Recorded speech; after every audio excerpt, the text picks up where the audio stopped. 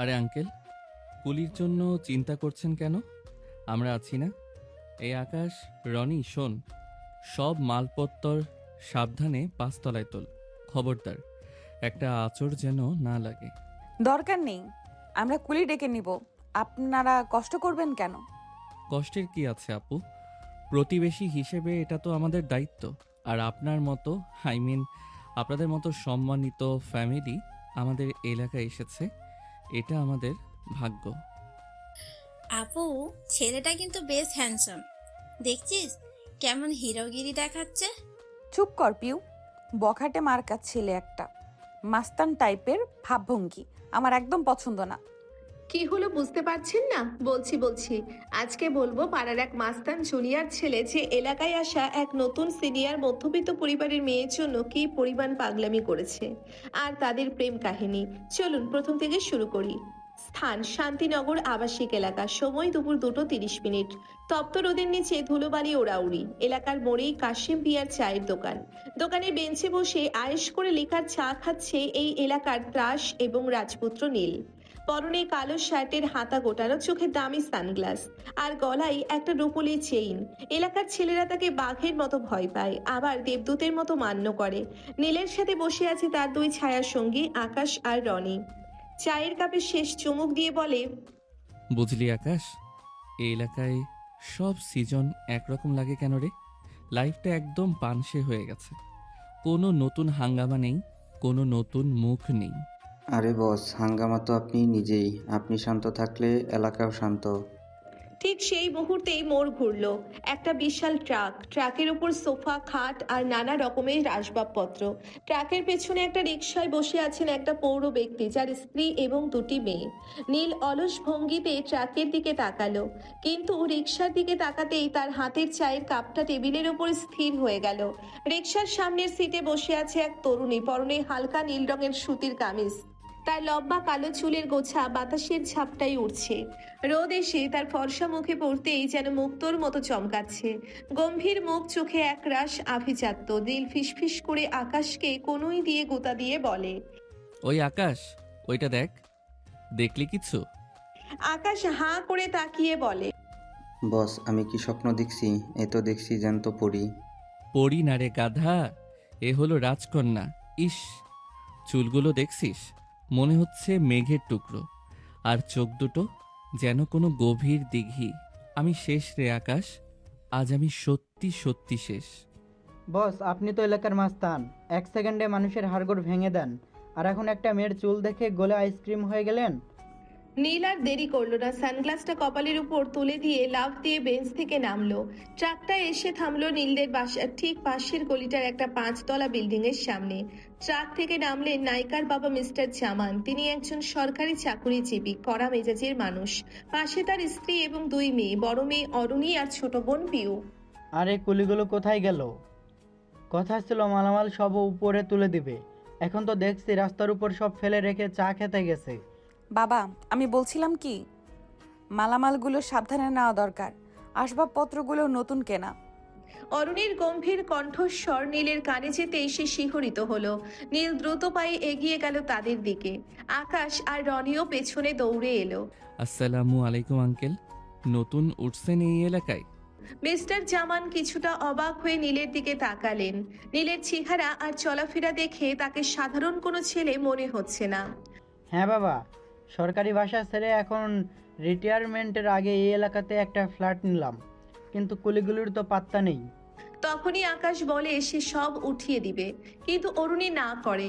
অরুণীর সরাসরি প্রত্যাখ্যান নীলকে আরো বেশি মুগ্ধ করলো। সে অরুণীর চোখের দিকে তাকিয়ে একটা বাঁকা হাসি দিল। নীল ইশারায় তার আরো 4-5 জন ছেলেকে ডেকে আনলো। শুরু হলো মালামাল তোলা। নীল নিজে একটা ভারী টেবিল কাঁধে নিতে নিতে অরুণীর পাশ দিয়ে যাওয়ার সময় আর চোখে তাকে দেখলো। অরুণী তখন বিরক্তি ভরে অন্যদিকে তাকিয়ে আছে। পিউ অরুণীর কানে ফিসফিস করলো যে নীল খুব হ্যান্ডসাম। আসলে পিউরও ভালো লেগেছে। প্রায় 1 ঘন্টা পরিশ্রমের পর সব মালামাল বাসায় উঠে গেল। নীল ঘামছে, কিন্তু তার মুখে বিজয়ের হাসি। মিস্টার জামান খুবই খুশি হলেন। অনেক ধন্যবাদ তোমাদের। তোমাদের নামটা কি বাবা? আমি নীল আঙ্কেল, এই পাশের বাসাতেই থাকি। যে কোনো প্রয়োজনে জাস্ট একটা ডাক দেবেন। খুব ভালো লাগলো। এসো ভেতরে এসো, এক কাপ চা খেয়ে যাও। না আঙ্কেল, আজ থাক। আপনার অনেক কাজ, পরে একদিন আসবো। নীল নিচে নেমে এলো, তার পিছু পিছু আকাশ আর রনি। বস, আজ তো আপনি কুলি সেজে গেলেন। এলাকার ডন আজ সোফা বইছে। চুপ কর। ওই হাসি মুখটা, না হাসি তো দেয়নি সে, ওই গম্ভীর মুখটা দেখার জন্য আমি পুরো ট্রাক মাথায় নিয়ে 5 তলায় উঠতে পারি। ওই মেয়েটার নাম কি রে? জানতেই হবে। নীল নিজের বিশাল অট্টালিকায় ফিরে এলো। তার বাবা নামকরা ব্যবসায়ী, যদিও তিনি এখন তাদের কালো অতীত, কিন্তু নীল একটু মাস্তান টাইপের স্বাধীন চেতা। সে রুমে গিয়ে এসির নিচে টান টান হয়ে শুয়ে অরুণীকে কল্পনা করতে লাগলো। তার চোখের সামনে বারবার অরুণের সেই উড়ন্ত চুলগুলো ভেসে উঠছে। এমন সময় তার মা ঘরে ঢুকলেন। মা নীলকে খুব ভালোবাসেন। কিরে বাবা, আজ নাকি রোদের মধ্যে মালপত্র বলছিস? শরীর ঠিক আছে তো? কেন বলছিস ওসব? রনি শুনলাম বললো। নীল মায়ের কোলে মাথা রেখে, মা, আমি মনে হয় কোনো অসুখে পড়েছি। হৃৎপিণ্ডের ভেতর কেমন জানি ড্রাম বাজছে। মা ছেলের চুলে হাত বুলিয়ে দিয়ে বলে, কে হয়েছে বলতো? আমার সোনা ছেলেটার কাউকে পছন্দ হয়েছে? মা, আমাদের পাশের বাসায় এক রাজকন্যা এসেছে, খুব গম্ভীর কিন্তু অদ্ভুত সুন্দর। আমি ওকে চাই মা। নীল, তুই যা চাইবি তাই পাবি। তুই আমার একমাত্র ছেলে, তোর ইচ্ছাই সব। আগে মেয়েটার মন জয় করার চেষ্টা কর। জোর করে কিছু হয় না। ঠিক বলেছ মা। নীল মনে মনে প্রতিজ্ঞা করলো অরুণীকে সে নিজের করেই ছাড়বে। সন্ধ্যাবেলা আকাশটা লালচে হয়ে এসেছে। অরুণী আর পিউ নিচে নেমেছে এলাকার চায়ের দোকানের দিকটা দেখার জন্য।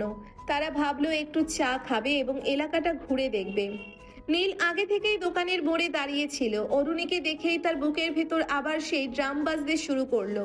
অরুণী আর পিউ দোকানের সামনে আসতেই দোকানদার কাশেম মিয়া তথস্থ হয়ে গেল। আইসেন মা, বসেন। কি দিমু? 2 কাপ লিকার চা দিন। নীল ধীর পায়ে অরুণীর পাশে গিয়ে দাঁড়ালো। অরুণী তাকে দেখেই মুখটা ঘুরিয়ে নিল।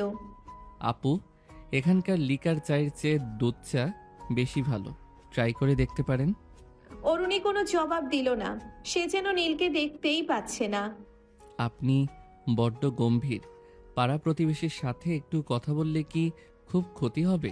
অরুণী তীব্র দৃষ্টিতে নীলের দিকে তাকিয়ে বলে, দেখুন, আপনি আমাদের সাহায্য করেছেন, তার জন্য ধন্যবাদ। তার মানে এই নয় যে আপনি সব জায়গায় ইন্টারফেয়ার করবেন। আমরা চা খেতে এসেছি, চা খেয়ে চলে যাব। দয়া করে ডিস্টার্ব করবেন না তো। নীল একটুও দমে গেল না, বরং তার রোম্যান্স আরো বেড়ে গেল। সে মনে মনে ভাবলো, যত ইগনোর করবা ততই আমার জেদ বাড়বে জান। ডিস্টার্ব করছি না তো, জাস্ট হেল্প করার চেষ্টা করছি। নতুন তো তাই। অরুণী চা শেষ করে পিউয়ের হাত ধরে দ্রুত বাসার দিকে হাঁটতে শুরু করলো। যাওয়ার সময় পিউ আর চোখে একবার নীলের দিকে তাকিয়ে হাসলো, কিন্তু অরুণী একবার পিছনে ফিরে তাকালো না। নীল দোকানের বেঞ্চে বসে রইল। তার মনে এখন শুধু একটাই গান বাজছে। সিনিয়র মেয়ে যখন বউ হবে তখন এই ইগনোরেন্স কোথায় যাবে? পরের দিন শান্তিনগর আবাসিক এলাকার সকালটা অন্য দিনের তুলনায় একটু বেশিই জনমনে। ভোরের কুয়াশা কাটতে না কাটতেই সূর্য তার তেজ ছড়াতে শুরু করেছে। অরুণীদের নতুন বাসায় আজ রান্নাবান্নার ধুম, কারণ আজ অরুণীর বিসিএস কোচিংয়ের প্রথম দিন। সকাল 8টা বাজতেই অরুণী তৈরি হয়ে নিল। পরনে একটা ঘিয়ে রঙের সালোয়ার কামিজ, কাঁধে ল্যাপটপ ব্যাগ, চুলগুলো আজ আর ছেড়ে রাখেনি, একটা শক্ত খোপা করেছে গাম্ভীর্য বজায় রাখার জন্য। নিচে নামতেই অরুণের মেজাজটা খিটখিটে হয়ে গেল। গেটের ঠিক উল্টো পাশে নিজের চকচকে ইয়ামাহা R15 বাইকটা নিয়ে হেলান দিয়ে দাঁড়িয়ে আছে নীল। পরনে একটা নেভি ব্লু টি শার্ট আর ডেনিম, চোখের নিচে চিরচেনা সানগ্লাস। ওকে দেখা মাত্রই অরুণী দীর্ঘশ্বাস ফেলে নিজের হাঁটার গতি বাড়িয়ে দিল। অরুণী দ্রুত পায়ে বড় রাস্তার দিকে এগোচ্ছে। পেছন থেকে বাইকের ইঞ্জিনের গর্জন শোনা গেল। নীল ধীরগতিতে বাইক চালিয়ে অরুণীর সমান্তরালে চলে এলো। Good morning senior. এত সকালে কোথায় যাওয়া হচ্ছে? রোদ তো বেশ কড়া, ত্বকের 12টা বেজে যাবে তো। অরুণী কোনো উত্তর দিল না। কানে হেডফোন গুঁজে দিয়ে সে যেন প্রমাণ করতে চাইল নীল নামের কোনো অস্তিত্বই তার আশেপাশে নেই। নীল একটু হাসলো। সে বাইকের পিকআপ বাড়িয়ে অরুণীর একটু সামনে গিয়ে আবার গতি কমিয়ে দিল। শুনুন, শান্তিনগরের এই রাস্তাটা খুব একটা সুবিধার না, রিক্সা পাওয়া দুষ্কর। আমার পেছনে বসুন, 2 মিনিটে পৌঁছে দেব, কোনো চার্জ লাগবে না। প্রতিবেশী হিসেবে ফ্রি সার্ভিস। অরুণী হঠাৎ দাঁড়িয়ে পড়ল, কান থেকে হেডফোনটা টেনে খুলে তীব্র চোখে নীলের দিকে তাকালো। আপনার সমস্যাটা কি বলুন তো? গতকাল থেকে দেখছি আপনি ছায়ার মতো আমার পেছনে লেগে আছেন। আপনার কি খেয়ে দিয়ে কোনো কাজ নেই? নীল বাইক থামিয়ে সানগ্লাসটা নাকের ওপর নামিয়ে বলে, কাজ তো অনেক আছে, কিন্তু আপনার মতো একজন গুণী মানুষের নিরাপত্তা নিশ্চিত করাটাও তো আমার নাগরিক দায়িত্বের মধ্যে পড়ে, তাই না? নাগরিক দায়িত্ব নিজের কাছে রাখুন। আমি আমার ব্যবস্থা নিজেই করতে পারি। আর শুনুন নীল সাহেব, আপনি নিজেকে মাস্তান ভাবেন সেটা আপনার এলাকায় দেখাবেন। আমার সাথে এই সস্তা হিরোগিরি করবেন না। এটা আমার শেষ সতর্কবার্তা। হ্যাঁ, সতর্কবার্তা? সিনিয়ররা তো উপদেশ দেয়, আপনি তো দেখি হুমকি দিচ্ছেন। আচ্ছা যান, লিফট দেব না, কিন্তু একটা কথা মনে রাখবেন, আপনি যত বেশি রাগ করেন আপনার নাকের ডগাটা তত বেশি লাল হয়। তখন আপনাকে সিনিয়রের চেয়ে বেশি পিচ্চি লাগে। অরুণীর রাগে গজগজ করতে করতে একটা চলন্ত রিকশায় উঠে পড়ল। নীল বাইকের ওপর বসে মুচকি হাসতে হাসতে অরুণীর চলে যাওয়া দেখলো। জেদটা বড্ড বেশি যান, কিন্তু এই জেদ ভাঙার মজাই আলাদা। শহরের কেন্দ্রীয় পাবলিক লাইব্রেরি বিশাল হলরুমে পিনপতন নীরবতা। অরুণী একটা কোণার টেবিলে বসে মোটা মোটা বইয়ের ভেতরে ডুবে আছে। তার মনোযোগ আজ খুব বেশি, কারণ সামনেই পরীক্ষা। হঠাৎ তার সামনের চেয়ারটা টেনে কেউ একজন বসলো। অরুণী মুখ না তুলেই ভাবলো অন্য কোনো পাঠক হবে, কিন্তু বাতাসের সাথে ভেসে আসা পরিচিত পারফিউমের কড়া গন্ধটা তাকে সজাগ করে দিল। অরুণী মাথা তুলে দেখলো নীল একটা মোটা মেকানিক্যাল ইঞ্জিনিয়ারিং এর বই উল্টো করে ধরে গম্ভীর মুখে পড়ার ভান করছে। নীল আজ একটা সাদা শার্ট পরে এসেছে, চুলগুলো পরিপাটি করে আঁচড়ানো। অরুণী ফিসফিস করে, আপনি এখানেও এসেছেন? আপনি কি পিছু নেওয়া ছাড়বেন না? নীল বই থেকে চোখ না সরিয়ে নিচু স্বরে বলল, লাইব্রেরি কি আপনার বাবার কেনা সম্পত্তি? আমি জ্ঞান অর্জন করতে এসেছি। ইঞ্জিনিয়ার মানুষ, একটু পড়াশোনা না করলে চলে? বইটা উল্টো করে ধরে কেউ পড়াশোনা করে বলে আমার জানা নেই। নীল অপ্রস্তুত হয়ে বইটা সোজা করে নিল। ও, এটা তো আসলে ডিজাইন চেক করছিলাম। আপনি আপনার কাজ করুন, আমাকে ডিস্টার্ব করবেন না। অরুণী বিরক্ত হয়ে আবার বইয়ে মন দিল। ঘণ্টাখানেক পর অরুণী যখন পানির তৃষ্ণায় পাশের ওয়াটার ফিল্টারের দিকে গেল, নীল চট করে পকেট থেকে একটা ছোট নীল রঙের চিরকুট বের করে অরুণীর ডায়েরির ভেতরে গুজে দিল। অরুণী ফিরে এসে যখন ডায়েরিটা খুলল, চিরকুটটা তার কোলে পড়ল। সেখানে লেখা, এত পড়লে তো চশমার পাওয়ার বেড়ে যাবে, তখন আমাকে চিনবেন কিভাবে? চোখ দুটোকে একটু বিশ্রাম দিন, রাজকন্যা। অরুণী চিরকুটটা মুছড়ে ডাস্টবিনে ফেলে দিল। তার হৃদস্পন্দন কি একটু বেড়ে গেল? কারণ কেউ তাকে এভাবে কখনো বলেনি, না একটা স্রেফ রাগ। সে নিজেকে বারবার এটাই বোঝালো, কিন্তু নীলের এই নাছোড়বান্দার স্বভাব তাকে ভাবিয়ে তুলছে। বিকেল বেলা অরুণীর ছোট বোন পিউ স্কুল থেকে ফিরছিল। মোড়ের মাথায় এলাকার কিছু বখাটে ছেলে, যারা নীলের বিরোধী গ্রুপের বলে পরিচিত, তারা পিউকে উদ্দেশ্য করে নোংরা মন্তব্য করছিল। কিরে পিচ্ছি, বড় বোনটা তো খুব দেমাগি, তুইও কি তাই? আরে না, ছোটটা তো দেখি কিউট আছে, চল একটু চা খেয়ে আসি। পিউ ভয়ে কাঁপছিল। ঠিক তখনই নীলের বাইকের হর্ন শোনা গেল। নীল আর তার সাথে আকাশ আর রনি সেখানে এসে থামলো। নীল বাইক থেকে নেমেই কোনো কথা না বলে লিডার ছেলেটার কলার ধরলো। আমার এলাকায় ঢুকে আমার প্রতিবেশীকে ডিস্টার্ব করিস? সাহস তো কম না তোদের? শুরু হলো এলাহি মারপিট। নীল একাই তিনজনকে মাটিতে শুইয়ে দিল। রক্তারক্তি কাণ্ড। ঠিক সেই মুহূর্তেই অরুণী রিক্সা করে ওই পথ দিয়ে ফিরছিল। সে শুধু দেখলো নীল হিংস্রভাবে একটা ছেলেকে পেটাচ্ছে। অরুণীর মনে হলো নীল আসলেও একটা গুন্ডা, যে অকারণে মারামারি করে পরিবেশ নষ্ট করছে। সে রিক্সা থেকে নেমে পিউকে টেনে নিয়ে বাসার দিকে হাঁটতে লাগলো। নীল পেছন থেকে ডাকলো, পিউ, ঠিক আছিস? অরুণী উত্তর দিল না। পিউকেও কথা বলার সুযোগ দিল না, বরং পিউকে ধমক দিয়ে ভেতরে নিয়ে গেল। রাতে নীলদের গেটে নক করলো অরুণী। নীল গেট খুলতেই অরুণী শুরু করলো, আপনার লজ্জা করে না রাস্তায় এইভাবে ভণ্ডামি করতে? আপনি জানেন ওই ছেলেগুলোর কি অবস্থা হয়েছে? আপনাদের মতো ছেলেদের জন্য এই সমাজটা নষ্ট হচ্ছে। আপনি কি জানেন আমি কেন মেরেছি? জানার প্রয়োজন নেই। মাস্তানি করার জন্য কোনো যুক্তি যথেষ্ট নয়। ভবিষ্যতে আমার বা আমার পরিবারের আশেপাশে আপনাকে যেন না দেখি। নীল চুপ করে রইল। সে একবারও বলল না যে সে পিউকে বাঁচিয়েছে। অরুণী চলে যাওয়ার পর আকাশ বলল, বস বলে দিলেন না কেন? নীল শুধু হাসলো। দরকার নেই। ও আমাকে গুন্ডা ভাবছে ভাবুক, অন্তত ওর বোন তো নিরাপদে আছে। রাত থেকে আকাশ মেঘলা ছিল। অরুণী নীলের সাথে কথা বলে একটু বাজারে গেল দরকারে। সে যখন বাজার থেকে ফিরছিল হঠাৎ মুষলধারে বৃষ্টি নামলো। পুরো রাস্তা মুহূর্তেই ফাঁকা হয়ে গেল। অরুণীর কাছে ছাতা নেই, সে একটা দোকানের শেডের নিচে দাঁড়িয়ে ভিজছিল। হঠাৎ একটা কালো রঙের হেরিয়ার গাড়ি এসে তার সামনে থামলো। কাঁচ নামতেই দেখা গেল নীল ড্রাইভিং এর সিটে। উঠে পড়ুন, এই বৃষ্টি সহজে থামবে না। বলেছি না আপনার সাহায্য আমার লাগবে না। নীল কথা বাড়ালো না। সে গাড়ি থেকে ছাতা নিয়ে নেমে এলো। সে নিজে পুরো ভিজছে, কিন্তু ছাতাটা অরুণীর মাথার ওপর ধরলো। বাসা পর্যন্ত পৌঁছে দিচ্ছি, কোনো কথা বলবেন না, জাস্ট হাঁটুন। অরুণী লক্ষ্য করলো নীল ছাতাটা এমন ভাবে ধরেছে যাতে এক ফোঁটা পানিও অরুণীর গায়ে না লাগে, অথচ নীলের বাম পাশটা পুরো ভিজে গেছে। সারাটা পথ নীল একটি শব্দও করলো না। তার সেই চিরচেনা দুষ্টুমি আজ নেই, মুখটা খুব গম্ভীর। অরুণীর কেন যেন খুব অপরাধ বোধ হলো। যে ছেলেটাকে সে একটু আগে গুন্ডা বলে গালি দিয়ে এলো, সেই ছেলেটাকেই তাকে এইভাবে আগলে রাখছে। বাসার গেটে পৌঁছে নীল ছাতাটা অরুণীর হাতে দিয়ে দিল। এটা রাখুন, আপনার জ্বর আসলে কোচিং মিস হবে।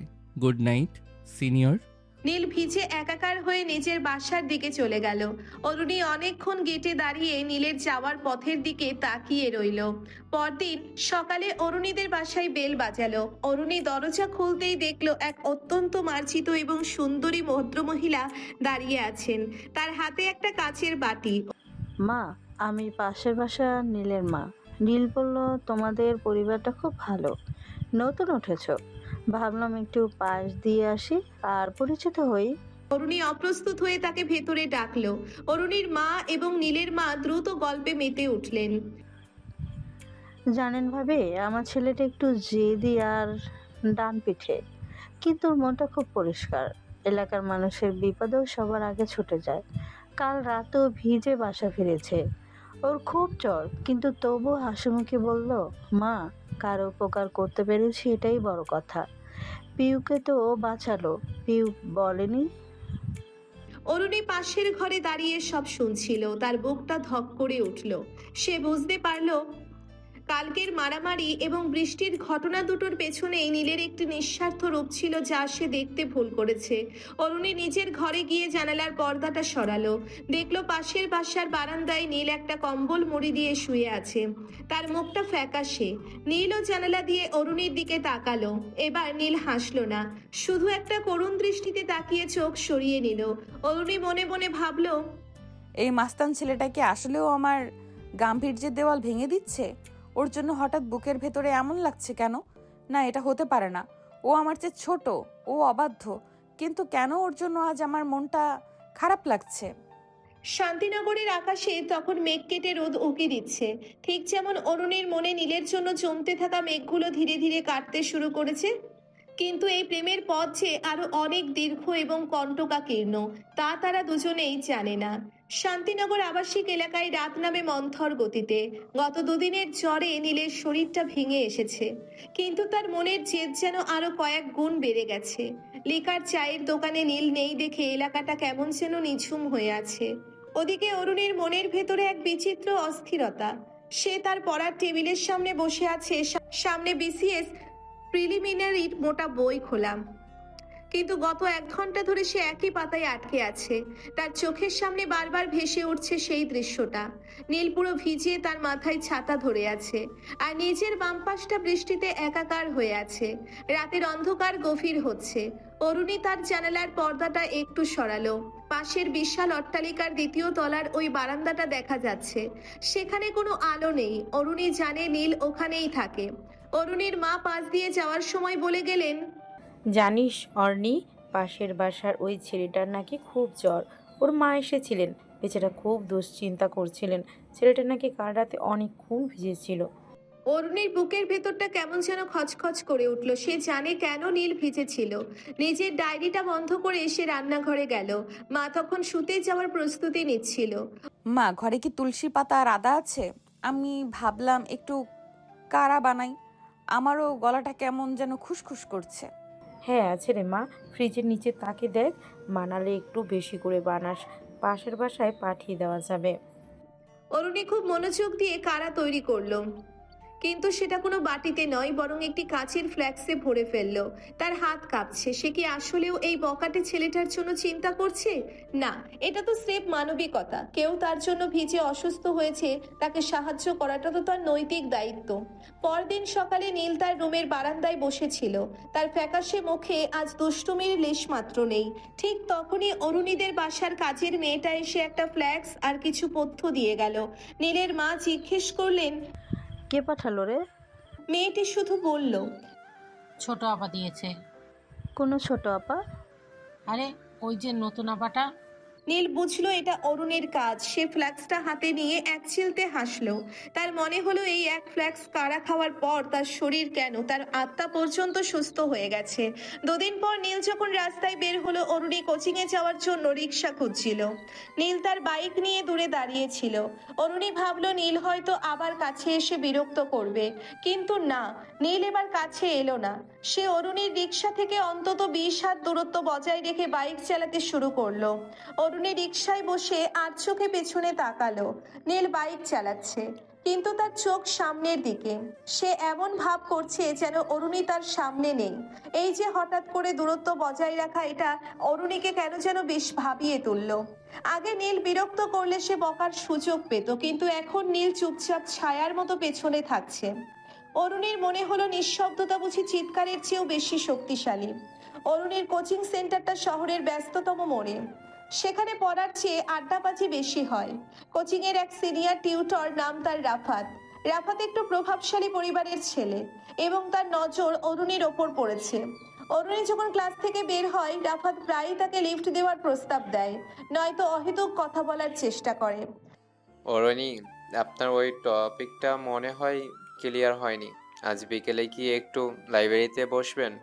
আমি বুঝিয়ে দেব। ধন্যবাদ রাফাত ভাই, আমি নিজেই বুঝতে পারবো, আর আমার হাতে একদম সময় নেই। রাফাত দমে যাওয়ার পাত্র নয়। সে অরুণীর পথ আগলে দাঁড়ালো। আরে এত ইগো কিসের? জুনিয়রদের তো হেল্প করাই আমাদের কাজ। চলুন না, কফি খেতে খেতে কথা বলি। অরুণী দেখলো কোচিং এর গেটের উল্টো পাশে নীল বাইকের উপর বসে আছে। নীল সব দেখছে, কিন্তু সে তেড়ে এলো না। সে শুধু শান্তভাবে সানগ্লাসটা পরে নিয়ে ফোন টিপছে। অরুণী মনে মনে ভাবলো, কই, এই ছেলে তো এখন কোনো মাস্তানি করছে না। রাফাত ভাই ডিস্টার্ব করছে দেখে ও চুপ করে আছে কেন? সেদিন বিকেলে অরুণী যখন বাসায় ফিরছিল, সে দেখলো কোচিং এর গলিটার শেষে নীল আর রাফাত মুখোমুখি দাঁড়িয়ে। অরুণী ঝোপের আড়ালে দাঁড়িয়ে দেখলো কি হয়। নীল রাফাতের গায়ে হাত তুললো না। সে শুধু রাফাতের খুব কাছে গিয়ে নিচু স্বরে কিছু বলল। রাফাতের চেহারা মুহূর্তেই ফ্যাকাশে হয়ে গেল। নীল পকেট থেকে একটা ছবি বের করে রাফাতকে দেখালো। রাফাত থরথর করে কাঁপতে শুরু করলো। শান্তিনগরের ওই মেয়েটার উপর নজর দেওয়া মানে আগুনের উপর বসা। কালকের মধ্যে যদি তোকে এই কোচিংয়ে না দেখি, তবে তোর ওই গোপন স্ক্যান্ডালের ফাইলটা তোর বাবার কাছে পৌঁছে দেব, বুঝলি? রাফাত মাথা নিচু করে সেখান থেকে পালিয়ে গেল। পরদিন থেকে রাফাত আর কোচিংয়ে এলো না। অরুণী অবাক হলো। সে ভাবতে লাগলো রাফাত বুঝি অন্য কোথাও বদলি হয়েছে। কিন্তু সে লক্ষ্য করলো নীল কোচিং এর বাইরে আগের মতোই বাইক নিয়ে দাঁড়িয়ে আছে। অরুণী নীলের সামনে গিয়ে দাঁড়ালো। রাফাত ভাই কেন আসছে না? আপনি কিছু জানেন? আমি কি করে জানবো সিনিয়র? আমি তো বখাটে ছেলে, মাস্তানি নিয়ে থাকি। পড়ার খবর কি আর রাখি? নীলের কণ্ঠে কোনো অভিযোগ নেই, শুধু এক অদ্ভুত নির্লিপ্ততা। অরুণী বুঝতে পারলো নীল মুখ ফুটে কোনোদিন বলবে না সে অরুণীকে বিপদ থেকে বাঁচিয়েছে। এই নীরবতা অরুণীর গাম্ভীর্যের দেওয়ালে এক অদৃশ্য হাতুড়ির মতো আঘাত করতে শুরু করলো। অরুণী এরপর লাইব্রেরিতে গেল। লাইব্রেরির ভেতরটা আজ খুব থমথমে।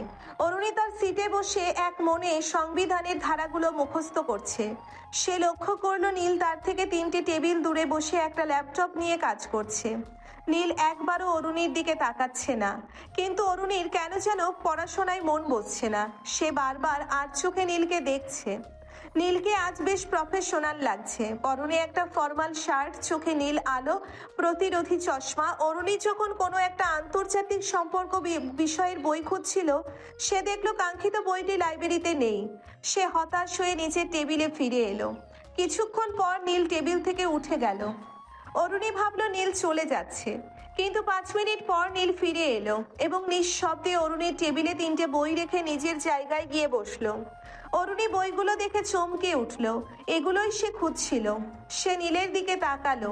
নীল ল্যাপটপে ডুবে আছে। অরুণী বইগুলো নিয়ে নীলের টেবিলের সামনে গেল। ধন্যবাদ, কিন্তু আপনি জানলেন কি করে আমি এগুলো খুঁজছিলাম? নীল ইশারায় লাইব্রেরির নীরবতা বজায় রাখতে বলল। সে তার ফোনের নেটপ্যাডে লিখলো। আপনার চোখের বিরক্তি বলে দিচ্ছিল আপনি কিছু পাচ্ছেন না। এই বইগুলো সহজ, আপনার কাজে লাগবে। অরুণী চিরকুটটা পরে নীলের দিকে তাকালো। নীল তখন আবার ল্যাপটপে ব্যস্ত। অরুণী কেন যেন নিজের গম্ভীর ভাবটা ধরে রাখতে পারছিল না। সে চিরকুটের নিচেই লিখলো। নীল লিখে পাঠালো। আপনি কি সব সময় মানুষের মন পড়ার চেষ্টা করেন? সবার না, শুধু একজনের। অরুণী আর উত্তর দিল না। সে নিজের টেবিলে ফিরে এলো। তার মনে হলো নীল মুখে কিছু না বললেও তার প্রতিটি কাজ অরুণীকে ঘিরে আবর্তিত হচ্ছে। নীলের এই নিঃশব্দ পাগলামি অরুণীর মনে এক বিচিত্র ভালো লাগার সৃষ্টি করলো, যা সে নিজের কাছেও স্বীকার করতে পারছে না। পরদিন অরুণীদের বাসায় মেহমান আসার কথা। অরুণীর দূর সম্পর্কের এক ফুপা তার বড় ছেলের জন্য অরুণীর বিয়ের প্রস্তাব নিয়ে আসছেন। অরুণীর বাবা মিস্টার জামান পাত্রের খবর শুনে বেশ উৎসাহী, কিন্তু অরুণী এই মুহূর্তে করতে চায় না। সে বিসিএস দিয়ে নিজের কেরিয়ার করতে চায়। বিকেলে 2টি পাঁচারো গাড়ি অরুণীদের বাসার সামনে এসে থামলো।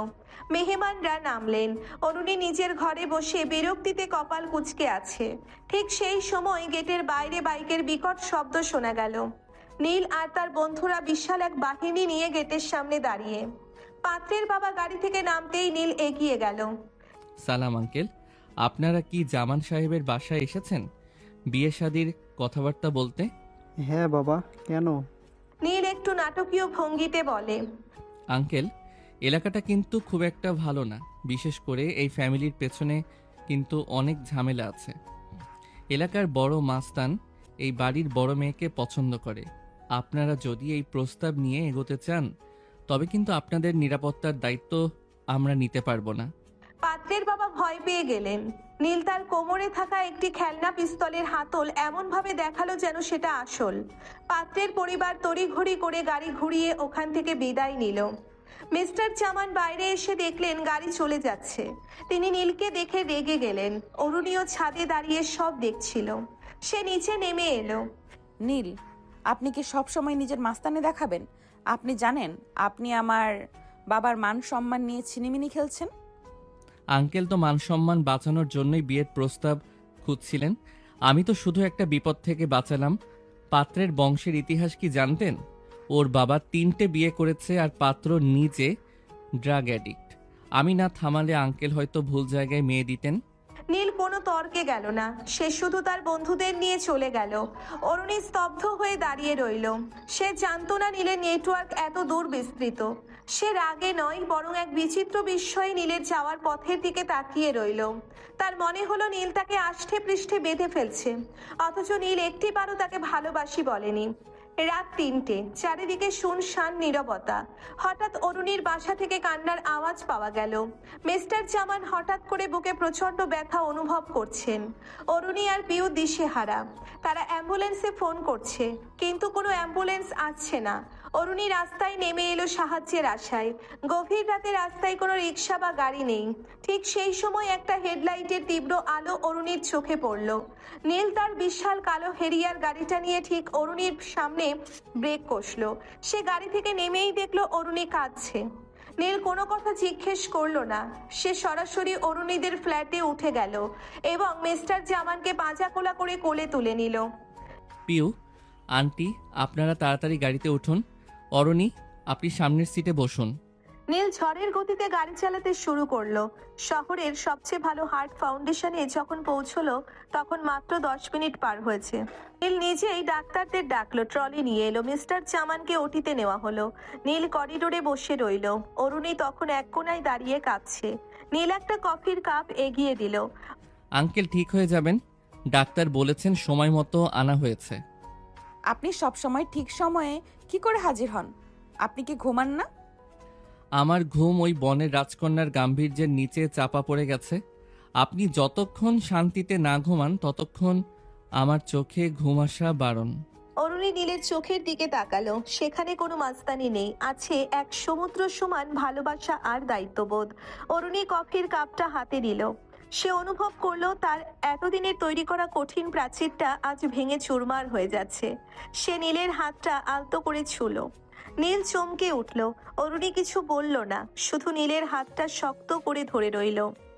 হাসপাতালের সেই করিডোরে ভোরের আলো ফোটার আগে নীল আর অরুণীর অলিখিত প্রেম এক নতুন মোড় নিল। অরুণী বুঝতে পারল সিনিয়র জুনিয়র বা মাস্তান ভদ্রমেয়ের যে দেওয়াল সে তুলেছিল তা ভালোবাসার প্রবল স্রোতে ভেসে গেছে। কিন্তু কেউ মুখে কিছু বলল না। হাসপাতালের করিডোরে একটা অদ্ভুত নিস্তব্ধতা বিরাজ করছে। সাদা দেওয়াল আর ফিনাইল মিশ্রিত করা গন্ধের মাঝেও অরুণী এক বিচিত্র ঘ্রাণ পাচ্ছে। সেই ঘ্রাণটা কোনো ওষুধের নয়, বরং এক আদিম মায়ার। আইসিইউ এর বাইরে লাল বাতিটা নিভেছে কিছুক্ষণ আগে। ডাক্তার জানিয়েছে মিস্টার জামান এখন বিপদ মুক্ত, তবে তাকে অন্তত 3 দিন পর্যবেক্ষণে রাখা হবে। অরুণীর মা বাসায় পিউয়ের কাছে, আর হাসপাতালে অরুণীর সাথে ছায়ার মতো দাঁড়িয়ে আছে শান্তিনগরের সেই অবাধ্য ছেলেটা নীল। রাত তখন 2:30। হাসপাতালের করিডোরে মানুষের আনাগোনা কমে এসেছে। মাঝে মাঝে 2-1জন নার্স দ্রুত পায়ে চলে যাচ্ছেন।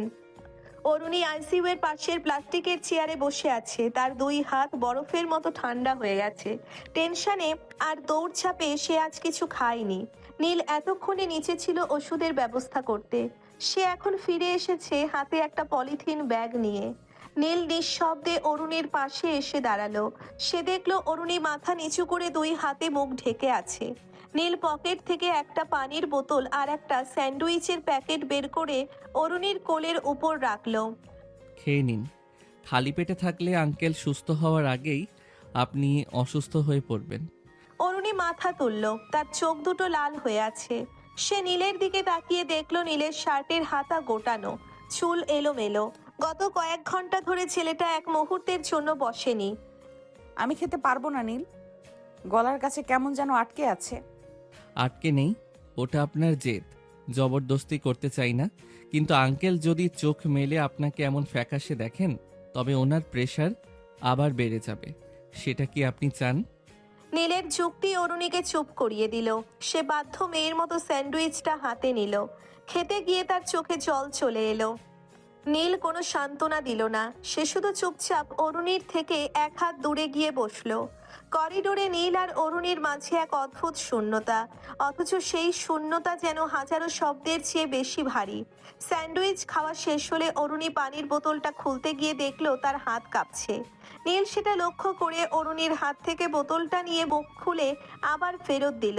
অরুণী 1 ঢোক পানি খেয়ে বলল, আপনি এতটা কেন করেন আমার জন্য? আমি তো আপনাকে সবসময় অপমান করি, পাত্তাই দেই না। আপনি তো বড়লোক ঘরের ছেলে। আপনার তো এখন দামি কোনো ক্লাবে বা বন্ধুদের সাথে থাকার কথা, অথচ আপনি হসপিটালের মেঝেতে সময় নষ্ট করছেন কেন? নীল সামনের দেওয়ালের দিকে তাকিয়ে রইল। তার চোখে এক বিষণ্ণ হাসি। আমার তো কোনো দামি ক্লাব নেই সিনিয়র। আমার পৃথিবীটা ছোট, আর সেই পৃথিবীর কেন্দ্রবিন্দুতে একজন রাজকন্যা তার গাম্ভীর্যের দেয়াল তুলে বসে আছে। আমি সময় নষ্ট করছি না, আমি আসলে আমার অস্তিত্বের প্রমাণ দিচ্ছি। আমার ভালো লাগে আপনার আশেপাশে থাকতে, আপনার নিরাপত্তা নিশ্চিত করতে। এর জন্য কি আপনার লিখিত অনুমতি লাগবে? অরুণী চুপ হয়ে গেল। সে বুঝতে পারছে নীলের এই পাগলামি কোনো মোহ নয়। রাত 3টে নাগাদ অরুণীর শরীর ক্লান্তিতে ভেঙে পড়ছিল। সে চেয়ারে বসেই বারবার ঝিমোচ্ছিল। নীল সেটা খেয়াল করে কোনো কথা না বলে নিজের পরনের ডেনিম জ্যাকেটটা খুলল। অরুণী যখন প্রায় ঘুমের ঘোরে চোয়াল এলিয়ে পড়ল, নীল খুব সাবধানে জ্যাকেটটা অরুণীর গায়ে জড়িয়ে নিল। অরুণী যখন প্রায় ঘুমের ঘোরে চেয়ারে এলিয়ে পড়ল, নীল খুব সাবধানে জ্যাকেটটা অরুণীর গায়ে জড়িয়ে নিল।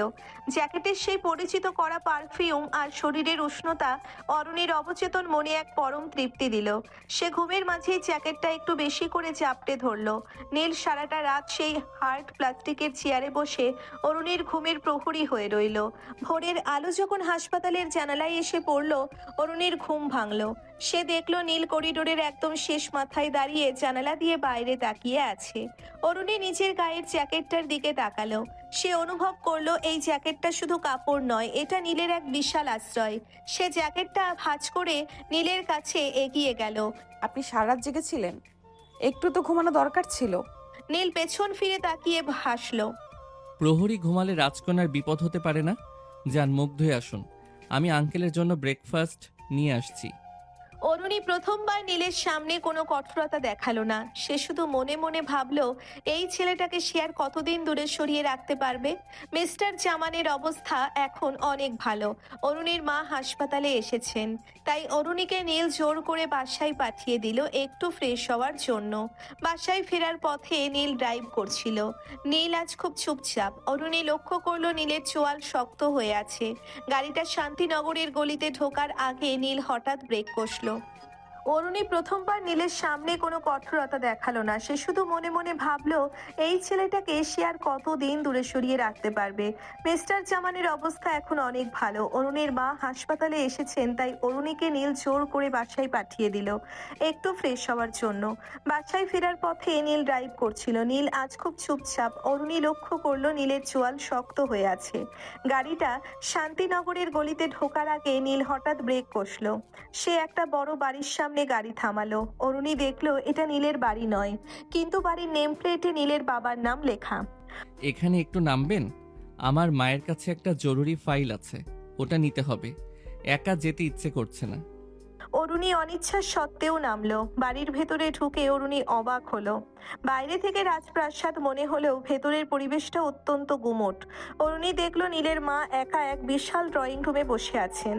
নীলের বাবার কোনো চিহ্ন নেই। নীলের মা অরুণীকে দেখে খুশি হলেন। নীল ফাইল নেওয়ার জন্য ওপরে গেল। অরুণী আর নীলের মা একা হয়ে গেলেন। অরুণী কথা প্রসঙ্গে জিজ্ঞেস করলো, আন্টি, নীল কি সবসময় এমন অবাধ্য আর মাস্তান টাইপের? নীলের মা দীর্ঘশ্বাস ফেললেন। তার চোখে একরাশ হাহাকার। নীল আসলে এমন ছিল না মা। ওর বাবা যখন ব্যবসার ক্ষমতার লোভে অন্য একজনকে নিয়ে আলাদা থাকতে শুরু করলেন, তখন নীল মাত্র 12 বছর কিশোর। ও ওর বাবাকে অনেক অনুনয় করেছিল আমাদের সাথে থাকতে, কিন্তু লোকটা ফিরে তাকায়নি। তখন থেকে নীল নিজেকে একলা ভাবতে শুরু করে। ওর চারিদিকে একটা শক্ত দেয়াল তুলে নেয়, যাতে কেউ ওকে আর কষ্ট দিতে না পারে। এই যে দেখছো ওর মাস্তানি বা দাপট, এটা আসলে ওর ভেতরের একা থাকার ভয় থেকে নিজেকে বাঁচানোর একটা ঢাল। নীলের মায়ের কথাগুলো শুনে অরুণীর বুকের ভেতরটা হাহাকার করে উঠল। সে এতদিন নীলকে শুধু একজন বেয়াদব বড়লোকের ছেলে মনে করেছে। সে জানতো না নীলের এই হাসি খুশি আর অবাধ্য চেহারার পেছনে এত বড় এক ক্ষত আছে। নীল ওপর থেকে নেমে এলো। তার মুখমণ্ডল আবার সেই স্বাভাবিক দুষ্টুমি মাখা। কি সিনিয়র, মা কি আমার নামে বিচার দিল? বিশ্বাস করবেন না, মা সবসময় আমার বিপক্ষেই থাকে। অরুণী এবার আর হাসলো না। সে নীলের চোখের দিকে তাকালো। সে দেখলো সেই উজ্জ্বল চোখের গভীরে এক সমুদ্র সমান নিঃসঙ্গতা। অরুণী বাড়ির বাইরে আসার পর নীলকে বলল, নীল, আপনি আপনার মাকে খুব ভালোবাসেন, তাই না? নীল গাড়ি স্টার্ট দিতে দিতে বলল, মা ছাড়া আমার পৃথিবীতে আর কেউ নেই, তবে এখন একজন যোগ হয়েছে যে আমায় সবসময় বকা দেয়। অরুণী হঠাৎ নীলের হাতটা ধরলো। নীল চমকে ব্রেক কষলো। অরুণী খুব শান্ত গলায় বলল, আর কোনোদিন নিজেকে একা ভাববেন না। অন্তত শান্তিনগরের এই সিনিয়রটা আপনার পাশে থাকবে, ছায়া হয়ে না হলেও একটা ধমক দেওয়ার জন্য মানুষ হিসাবে। নীল অরুণীর দিকে তাকিয়ে স্তব্ধ হয়ে গেল। অরুণীর গম্ভীর মুখে আজ এক বিচিত্র কোমলতা। নীল বুঝতে পারল তার বহু বছরের একাকিত্ব আজ যেন এক মুহূর্তের স্পর্শে ধুয়ে মুছে গেল। অরুণী হাত সরিয়ে নিল না, বরং আরো শক্ত করে ধরল। শান্তিনগরের সেই রাস্তা আজ সাক্ষী হয়ে রইল এক মাস্তান ছেলের একাকিত্ব আর এক গম্ভীর মেয়ের মায়ার মাঝে এক অলিখিত সন্ধির। পরদিন শান্তিনগর এলাকায় যেন আজ বসন্তের হাওয়া বইছে। মিস্টার জামান হাসপাতাল থেকে ফিরেছেন সপ্তাহ খানেক হলো।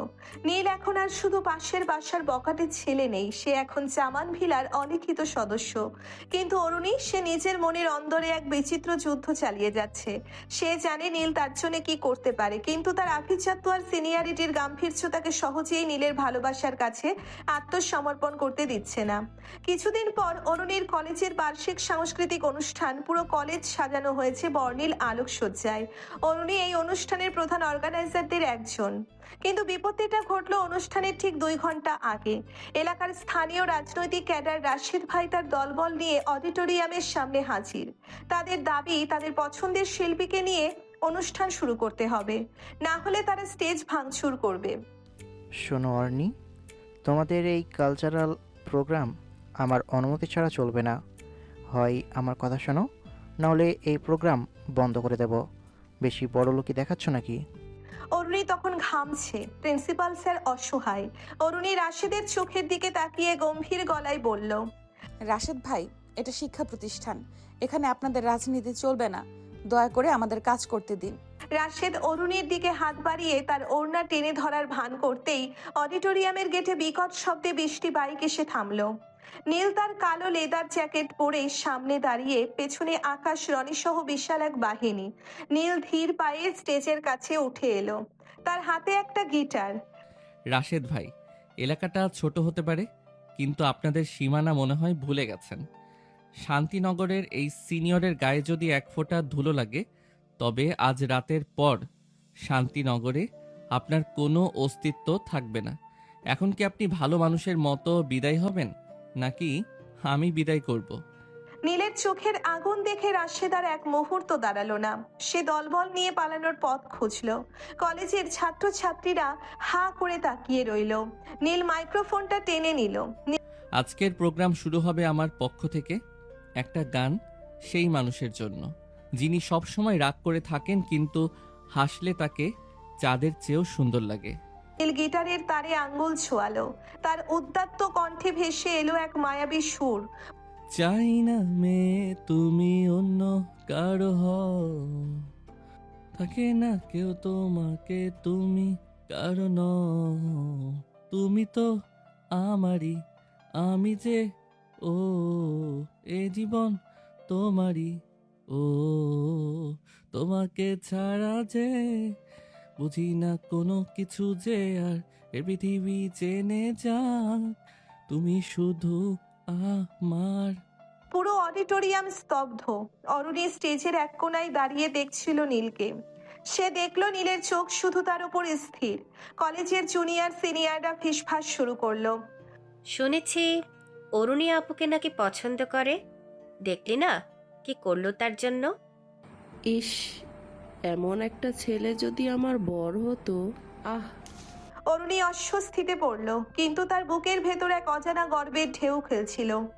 সে বুঝল নীল আজ সবার সামনে তার অধিকার জাহির করে গেছে। অনুষ্ঠানের পরদিন অরুণী নীলকে নিয়ে বসলো। সে চায় নীল তার এই মাস্তানি জীবন ছেড়ে পড়াশোনায় মন দিক। সে নীলকে লাইব্রেরিতে নিয়ে গিয়ে জোর করে পড়ার টেবিলে বসালো। নীল, আপনার মধ্যে মেধা আছে, আপনি কেন এই রাজনীতি আর মাস্তানি নিয়ে সময় নষ্ট করেন? আজ থেকে আপনি আমার কাছে প্রতিদিন 2 ঘন্টা পড়বেন। নীল খুব বাধ্য ছেলের মতো মাথা নিচু করে বই খুলল, কিন্তু পড়ার চেয়ে তার নজর ছিল অরুণীর দিকে। অরুণী যখন চশমাটা ঠিক করে খুব সিরিয়াস মুখে অঙ্ক বোঝাচ্ছিল, নীল শুধু এক দৃষ্টিতে তাকে দেখছিল। সিনিয়র, এই বইয়ের অক্ষরের চেয়ে আপনার গম্ভীর মুখের ভাঁজগুলো বেশি কঠিন, আমি ওটাই বুঝতে পারছি না। নীল, ফাজলামি বন্ধ করুন, এই অঙ্কটা করুন। আচ্ছা করব, কিন্তু একটা শর্তে, আপনি যদি হাসেন তবেই আমি এই অঙ্ক মেলাবো। অরুণী নীলের মারার জন্য হাত তুলল। নীল খপ করে অরুণীর হাতটা ধরে ফেললো। লাইব্রেরির সেই নির্জন কোণায় সময় যেন থমকে গেল। অরুণীর হার্টবিট তখন 120-এ। নীলের চোখের গভীরে ছিল এক অদ্ভুত মায়া। আপনার এই হাতটা খুব নরম সিনিয়র, এটা কাউকে মারার জন্য নয়, বরং সারা জীবন শক্ত করে ধরে রাখার জন্য। অরুণী হাতটা সরিয়ে নিতে চাইল না, কিন্তু তার সিনিয়রিটির দেমাগ তাকে বাধ্য করলো। সে নিচু স্বরে বলল, ছেড়ে দিন নীল, কেউ দেখে ফেলবে। নীল হাসলো এবং হাত ছেড়ে দিল, কিন্তু সেই মুহূর্তটা অরুণীর মনে দাগ কেটে গেল। সে বুঝলো নীলকে পরিবর্তন করতে গিয়ে সে নিজেই বদলে গেছে। হঠাৎ অরুণীর জীবনে এক কালো মেঘের উদয় হলো। অরুণীর কলেজের সাবেক বড় ভাই শাকিল শহর থেকে ফিরে এসেছে। শাকিল একসময় অরুণীকে খুব বিরক্ত করত এবং তাকে ব্ল্যাকমেইল করার চেষ্টাও করেছিল। শাকিল নীলের চেয়েও বেশি ধুরন্ধর এবং রাজনৈতিকভাবে শক্তিশালী। সে অরুণীকে ফোন করে হুমকি দিতে শুরু করলো। একদিন সন্ধ্যায় অরুণী বাসায় ফেরার পথে শাকিল তার রাস্তা আটকালো। কি অর্ণি, অনেকদিন পর দেখা, শুনেছি এখন এক পিচ্ছি মাস্তানের সাথে ঘুরছো, ওই নীলকে দিয়ে আমাকে ভয় দেখাবে। অরুণী ভয়ে কুঁকড়ে যাচ্ছিল। শাকিল যখন অরুণীর হাত ধরতে গেল, ঠিক তখনই অরুণীর ফোনের স্পিকার অন হলো। ওপাশে নীলের কণ্ঠ। শাকিল সাহেব, আপনি শান্তিনগরে নতুন এসেছেন মনে হয়। অরুণীর হাত ধরা তো দূরের কথা, ওর ছায়া মারালেও আপনাকে নর্দমায় পুঁতে ফেলবো। অরুণী তাকিয়ে দেখলো নীল একদম পেছনে দাঁড়িয়ে। নীল বাইক থেকে নামলো না, শুধু শাকিলের চোখের দিকে তাকিয়ে এক বিচিত্র হাসি দিল। শাকিল নীলের পাওয়ার সম্পর্কে জানতো, তাই সে বিড়বিড় করতে করতে চলে গেল। নীল অরুণীর কাছে এসে দাঁড়ালো।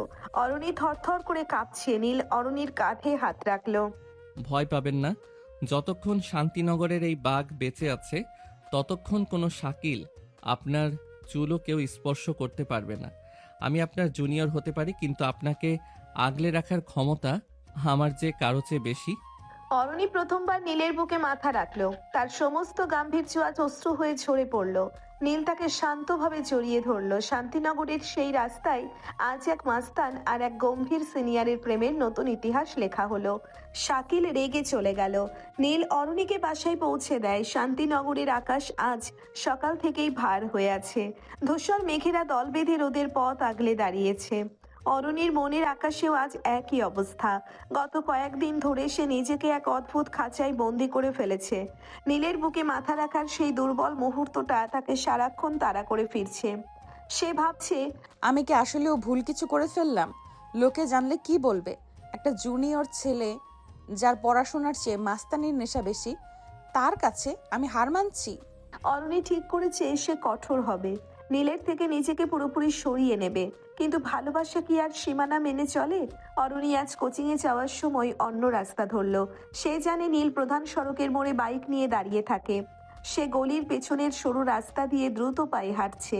তার মনে এক ধরনের চোর পুলিশ খেলার অনুভূতি। সে নিজেকে বোঝাচ্ছে নীলের মায়াটা আসলে মায়া নয়, এটা একটা ঘোর। এই ঘোর কাটানো জরুরি। কিন্তু অরুণী রিকশায় ওঠার 5 মিনিটের মাথায় দেখলো সেই পরিচিত বাইকের হর্ন। নীল তার গতির সাথে পাল্লা দিয়ে রিকশার পাশে চলে এসেছে। তবে আজ নীলের চোখে সেই পরিচিত হাসিটা নেই। সে খুব গম্ভীর। পেছনে রাস্তা দিয়ে যাওয়ার কারণটা কি জানতে পারি সিনিয়র? আমি কি খুব বেশি ভয়ঙ্কর হয়ে গেছি? অরুণী রিকশার হুডটা আরো টেনে দিল। সে নীলের দিকে না তাকিয়েই বলল, রাস্তা আপনার কেনা নয় নীল সাহেব। আমি যেদিক দিয়ে খুশি যাব। আপনি কেন আমার পিছু নিচ্ছেন? পিছু নিচ্ছি না, পাহারা দিচ্ছি। আপনি আমাকে এড়িয়ে চলছেন সেটা বুঝতে আমার খুব একটা কষ্ট হচ্ছে না। কাল থেকে আপনি আমার কোনো ফোন ধরছেন না, মেসেজের রিপ্লাই দিচ্ছেন না, কেন? অরুণী রিকশা থামিয়ে নেমে পড়ল। কেন দেব? আমাদের মধ্যে কোনো সম্পর্ক আছে নাকি?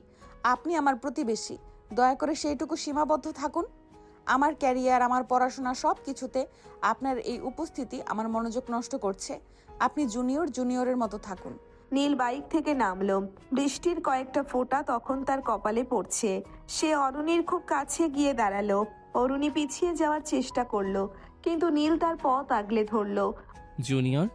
শুধু কি জুনিয়র হিসেবেই দেখেন আমায়? তবে সেদিন কেন আমার বুকে মাথা রেখে কেঁদেছিলেন? কেন আমার জ্যাকেটটা সারা রাত জাপটে ধরে ঘুমিয়েছিলেন? সিনিয়রিটির দেমাগটা ড্রেনে ছুঁড়ে ফেলে একবার নিজের মনকে জিজ্ঞেস করুন তো, নীল ছাড়া আপনার দিন চলে কিনা? অরুণী থমকে গেল। তার গলার কাছে কান্না দলা পাকিয়ে এলো। সে চিৎকার করে বলল, হ্যাঁ, আমার দিন চলে। আপনার মতো একটা বখাটে যে সারা দিন মারামারি করে বেড়ায়, তার সাথে আমার কোনো ভবিষ্যৎ নেই।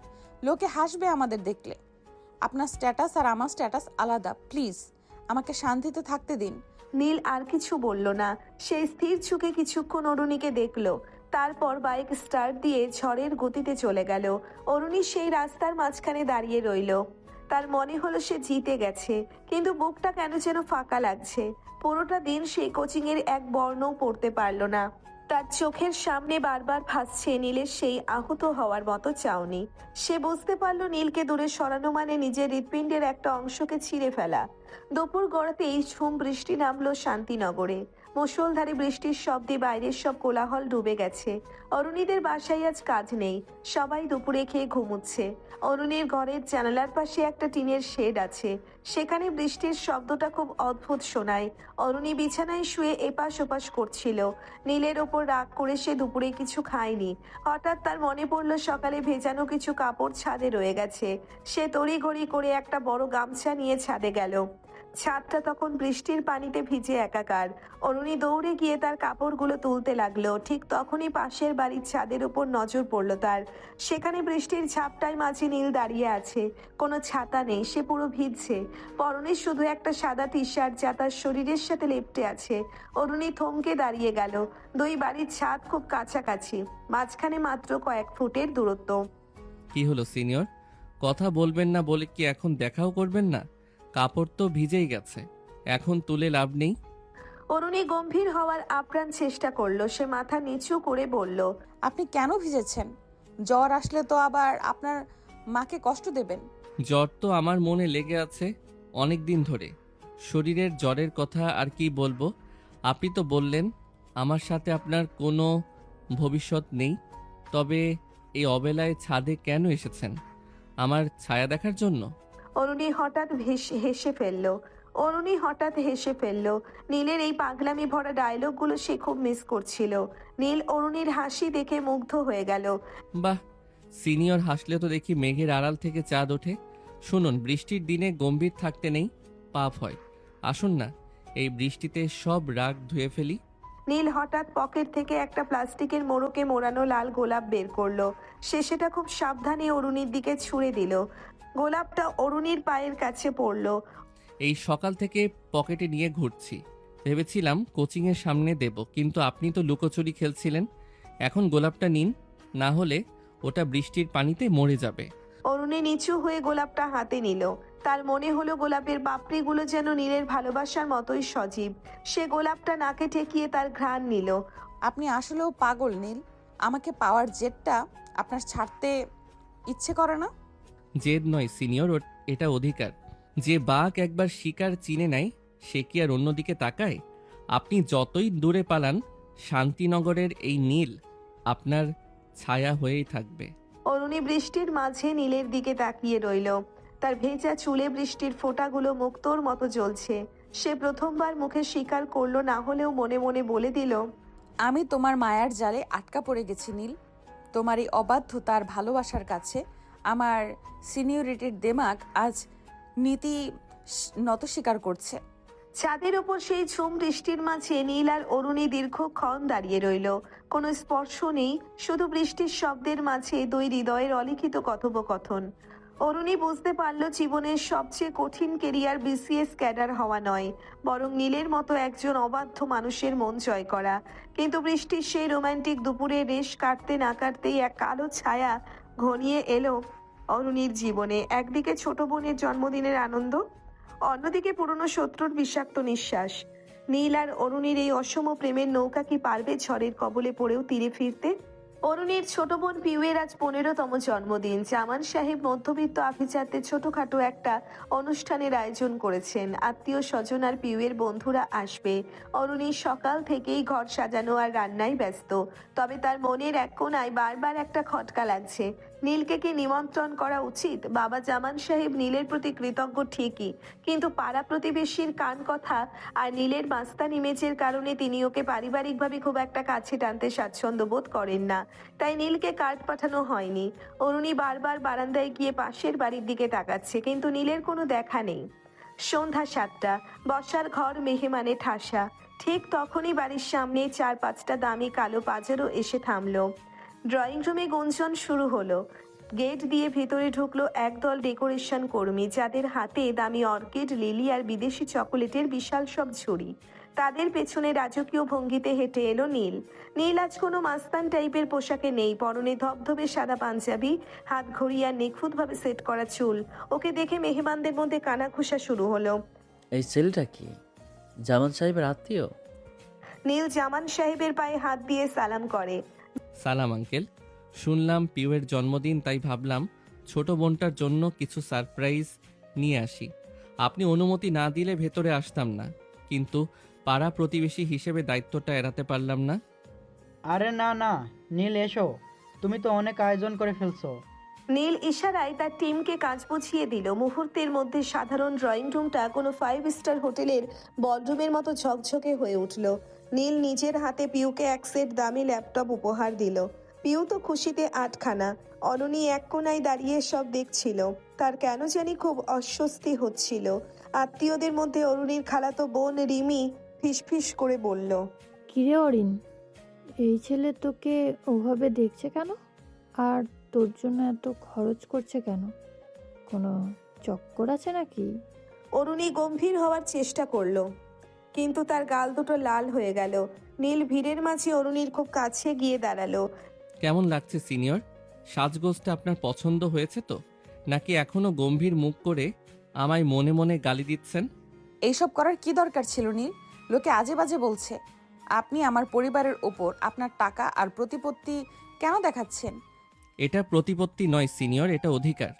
যে বাড়িতে আমার জান থাকে সেই বাড়িটা রাজপ্রাসাদের মতো না হলে আমার ঠিক ভালো লাগে না। নীলের এই প্রকাশ্য অধিকার বোধ অরুণীকে একদিকে যেমন রোমাঞ্চিত করলো, অন্যদিকে এক অজানা আশঙ্কায় তার মন ভরে উঠল। কারণ অরুণী জানতো শান্তিনগরের শান্ত জলে পাথর ছুঁড়লে ঢেউ অনেক দূর পর্যন্ত যায়। জন্মদিনের উৎসবের রেশ কাটতে না কাটতেই অরুণীর জীবনে চরম বিপর্যয় নেমে এলো।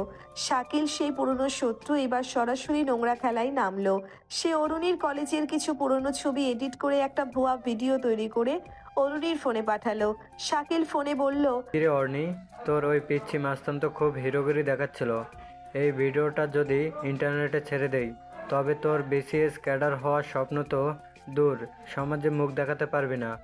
আজ রাতে আমার ডেয়ার আসবি, একা না হলে খেলা শুরু হবে। অরুণী ফোনের ওপাশে কান্নায় ভেঙে পড়ল, তার পা কাঁপছে। সে বুঝতে পারল শাকিল এবার তাকে ধ্বংস করতে চায়। সে দিশেহারা হয়ে নীলকে ফোন দিল। নীল তখন মেসের বন্ধুদের সাথে আড্ডা দিচ্ছিল। অরুণীর কান্না শুনে নীলের চোয়াল শক্ত হয়ে গেল। অরুণী, আপনি শুধু এক গ্লাস পানি খেয়ে শান্ত হয়ে বসুন, আপনাকে কোথাও যেতে হবে না। শান্তিনগরের বাঘ এখনো খাঁচায় ঢোকেনি।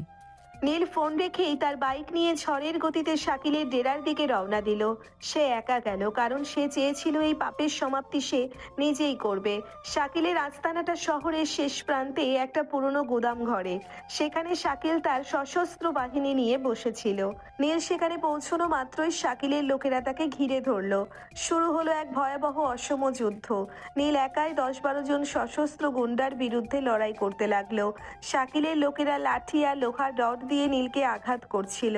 নীলের মাথা ফেটে রক্ত পড়তে শুরু করলো। সাদা পাঞ্জাবিটা লাল হয়ে গেল, কিন্তু নীলের চোখে তখন শুধু অরুণীর সম্মান বাঁচানোর নেশা। নীল শাকিলের কলার ধরে ওকে এমনভাবে দেওয়ালে আছাড় মারল যে শাকিল আর্তনাদ করে উঠল। নীল শাকিলের ফোনটা কেড়ে নিয়ে আছাড় দিয়ে ভেঙে ফেলল এবং ল্যাপটপ থেকে সব ডেটা ডিলিট করে দিল। শাকিল যখন দেখলো নীলকে দমানো সম্ভব নয়, সে একটা কাচের বোতল ভেঙে নীলের পিঠে বসিয়ে দিল। নীল যন্ত্রণায় কোকিয়ে উঠল, কিন্তু সে হারল না। শাকিলকে আধমরা করে নীল রক্তমাখা শরীরে বাইকে উঠে অরুণীদের বাসার সামনে এসে থামলো। রাত তখন 12টা। অরুণী গেটের সামনে দাঁড়িয়ে ছটফট করছিল। নীলের অবস্থা দেখে অরুণী চিৎকার করে উঠল, নীল, এ কি অবস্থা আপনার? কেন গেলেন আপনি একা? নীল টলতে টলতে অরুণীর সামনে গিয়ে দাঁড়ালো। তার সারা শরীর থেকে রক্ত ঝরছে। সে অরুণীর সামনে একটা মেমোরি কার্ড বাড়িয়ে দিল। সব শেষ সিনিয়র, আপনার সম্মান আজ থেকে নিরাপদ। শাকিল আর কোনো দিন আপনার সামনে দাঁড়ানোর সাহস পাবে না। কথাটা শেষ করেই নীল অরুণীর কাঁধে লুটিয়ে পড়ল। অরুণী কোনো কিছুর তোয়াক্কা না করে, সমাজের ভয় না করে, সবার সামনে নীলকে শক্ত করে জড়িয়ে ধরল। তার চোখের জলে নিজের রক্তমাখা পাঞ্জাবি ভিজে যাচ্ছিল। নীল, চোখ মেলুন। আমার কোনো ক্যাডার হওয়া লাগবে না, আমার কিছু লাগবে না, শুধু আপনি ফিরে আসুন। আমি আপনাকে ভালোবাসি নীল, আমি আর কোনো পর্দা রাখতে চাই না। নীলের মুখে এক চিলতে বিজয়ের হাসি ফুটল। সে অস্ফুট স্বরে বলল, অবশেষে সিনিয়র শিকারী তার শিকারকে ভালোবাসতে শিখল। শান্তিনগরের বাতাস আজ ভারী হয়ে আছে। গতরাতে সেই বিভীষিকাময় ঘটনার রেস যেন কাটতেই চাইছে না। শাকিলের ডেরায় যে তাণ্ডব নীল চালিয়েছে তার চিহ্ন ছড়িয়ে আছে শহরের অলিতে গলিতে। কিন্তু সবচেয়ে বড় ক্ষতটা নীল বয়ে এনেছে নিজের শরীরে। হাসপাতালের অপারেশন থিয়েটারের বাইরে দাঁড়িয়ে থাকা অরুণীর মুখটা আজ কান্নায় ভিজে একাকার। তার বিসিএস কোচিংয়ের বইগুলো আজ ব্যাগের কোনায় অবহেলায় পড়ে আছে, কারণ তার জীবনের সবচেয়ে বড় পরীক্ষাটা তখন ওটির ভেতরে চলছে। হাসপাতালের আইসিইউ এর বাইরের করিডোরটা চিরকালই খুব নিষ্ঠুর। সেখানে প্রতিটি সেকেন্ড কাটে এক একটা ঘন্টার মতো। নীলকে ভেতরে নেওয়া হয়েছে প্রায় 4 ঘন্টা আগে। তার পিঠের সেই বোতলের কাচের আঘাত আঘাতটা বেশ গভীর ছিল। তার উপর মাথায় গুরুতর চোট। অরুণী করিডোরের প্লাস্টিকের চেয়ারে বসে আছে, তার পরনের কামিজের হাতায় এখনো নীলের রক্তের শুকিয়ে যাওয়া দাগ। নীলের মা এক কোনায় বসে তসবিহ পাঠ করছেন, তার চোখে জল নেই, আছে এক গভীর শূন্যতা। অরুণী ধীরে ধীরে তার কাছে গিয়ে বসলো। সে মাস্তান নীলকে এসে সারা জীবন অপেক্ষা করেছে, আজ সেই নীলের মায়ের সামনে দাঁড়াতে অরুণীর কেন যেন খুব লজ্জা লাগছে। আন্টি, আপনি একটু পানি খাবেন? নীল ঠিক হয়ে যাবে, ডাক্তাররা বলেছেন ওর রক্তক্ষরণ এখন নিয়ন্ত্রণে।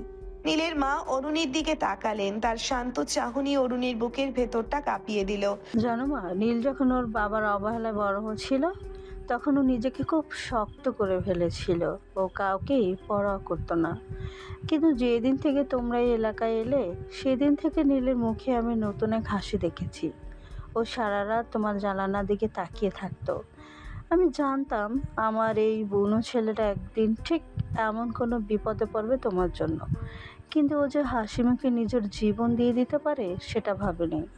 অরুণীর গলার কাছে এক রাশ কান্না দলা পাকিয়ে এলো। সে নীলের মায়ের হাতটা শক্ত করে ধরলো। আমি ওকে বুঝতে ভুল করেছি আন্টি। আমি আর সিনিয়রিটির দেমাগ এতটাই অন্ধ ছিলাম যে ওর খাঁটি ভালোবাসাটা দেখতে পাইনি। আমাকে ক্ষমা করবেন। ভোর 4টে নাগাদ অপারেশন শেষ হলো। নীলকে পোস্ট অপারেটিভ রুমে নেওয়া হলো। ডাক্তাররা জানালেন বিপদ কেটে গেছে, তবে ওর প্রচুর বিশ্রামের প্রয়োজন। নীলের মা ক্লান্তিতে চেয়ারেই ঘুমিয়ে পড়েছিলেন। অরুণী চুপি চুপি নীলের কেবিনে ঢুকলো। কেবিনের ভিতরে এসির হালকা শব্দ আর ওষুধের গন্ধ। নীল সাদা বেডে শুয়ে আছে, মাথায় সাদা ব্যান্ডেজ। তার সেই চঞ্চল আর উদ্ধত্ত চেহারাটা আজ শান্ত। অরুণী নীলের মাথার পাশে বসলো। সে খুব আলতো করে নীলের কপালে হাত রাখলো। নীলের কপালটা ঠান্ডা হয়ে আছে। অরুণী নিচু হয়ে নীলের কপালে একটা দীর্ঘ চুমু খেলো। তার চোখের জল নীলের গালে পড়লো। কেন এত পাগলামি করলে নীল? আমার সম্মানের চেয়ে কি আপনার জীবনটা বড় ছিল না? আপনি কি জানেন আপনার কিছু হলে এই সিনিয়র মেয়েটা কিভাবে বাঁচত? হঠাৎ নীলের হাতটা নড়ে উঠল। নীল চোখ খোলার চেষ্টা করছে। অরুণী দ্রুত নিজের চোখ মুছে নিল। নীল খুব ধীরে চোখ মেলে অরুণীকে দেখলো। তার ঠোঁটের কোণায় সেই পরিচিত বাঁকা হাসিটা আবার ফিরে এলো, তবে এবার সেটা খুব দুর্বল। সিনিয়র, আপনি কি কাঁদছেন? আমার রক্ত দেখে কি আপনার ভয় লেগেছে? চুপ করুন। আর একটা কথা বললে আমি চিরকালের জন্য আপনাকে ছেড়ে চলে যাব। আপনি আসলেও একটা পাগল। আপনার জন্য তো আমি নরক থেকেও ফিরে আসতে পারি। শাকিলের ফোনটা তো ভেঙেছি, এখন আপনার ওই গম্ভীর মুখটাও একটু ভাঙুন না, একটা হাসি দিন। অরুণী হাসলো না, কিন্তু সে নীলের হাতটা নিজের দুই হাতের মুঠোয় শক্ত করে ধরে রইল। সেই মুহূর্তে অরুণী অনুভব করলো যে অধিকার সে এতদিন অস্বীকার করেছে, আজ সেই অধিকার সে নিজের প্রতিটি রক্ত বিন্দুতে স্বীকার করে নিল। সে আর নীল এখন শুধু প্রতিবেশী নয়, তারা এখন এক অদৃশ্য সুতোয় বাঁধা এক সত্তা। পরদিন সকালে শান্তিনগর জুড়ে ছিছি পড়ে গেল। অরুণীদের মেসের কাজের মেয়ে থেকে শুরু করে লিকার চায়ের দোকানদার, সবার মুখে এক কথা, জামান সাহেবের মেয়ে ওই মাস্তান নীলের সাথে হাসপাতালে রাত কাটিয়েছে। ছি ছি, এত বড় শিক্ষিত মেয়ে শেষে একটা গুন্ডার গলায় মালা দেবে? মিস্টার জামান যখন হাসপাতাল থেকে বাড়ি ফিরলেন, তার মুখমণ্ডল রাগে কালো হয়ে আছে। তিনি সরকারি চাকরিজীবী, তার কাছে মান সম্মানই সব। অরুণী যখন দুপুরবেলা বাসায় ফিরল, দেখলো বসার ঘরে তার বাবা মা আর পিউ গম্ভীর মুখে বসে আছে। অরুণী ভেতরে ঢুকে বাবার সামনে গিয়ে দাঁড়ালো। তার চোখে ভয় নেই, বরং এক বিচিত্র দৃঢ়তা। বাবা, আমি জানি তুমি কি বলবে, কিন্তু আগে আমার কথাটা শোনো। শোনা হয়ে গেছে। পুরো পাড়া আমাকে নিয়ে থুতু দিচ্ছে যে নীলকে আমি প্রতিবেশী হিসেবে পছন্দ করতাম, সে আজ আমার মেয়ের পিছু লেগেছে। তুমি কি জানো লোকে কি বলছে? তুমি একজন সিনিয়র মেয়ে, তোমার বিসিএস পরীক্ষার সামনে, আর তুমি এক বখাটে মাস্তানের সাথে হাসপাতালে রোম্যান্স করছো। তোমার কি একটুও লজ্জা নেই? রোম্যান্স নয় বাবা, ও আমার জীবন বাঁচিয়েছে। শাকিল আমাকে ব্ল্যাকমেল করেছিল, ও না থাকলে আজ তোমার মেয়ের লাশ দেখতে পেতে। নীল ওর জীবন বাজি রেখে আমার সম্মান বাঁচিয়েছে, এতে লজ্জার কি আছে? যুক্তি দিও না, ও একটা গুন্ডা। ও আজ তোমাকে বাঁচিয়েছে, কাল তো জেলও খাটবে। আমার পরিবার এমন কোনো মানুষের জায়গা নেই। আজ থেকে তোমার বাসা থেকে বের হওয়া বন্ধ। কোনো কোচিং নেই, কোনো লাইব্রেরি নেই। আমি তোমার জন্য নতুন পাত্র দেখছি। বিসিএস এর রেজাল্ট যাই হোক, তোমাকে এই মাসের মধ্যেই বিয়ে দিয়ে দেবো। অরুণী স্তব্ধ হয়ে গেল।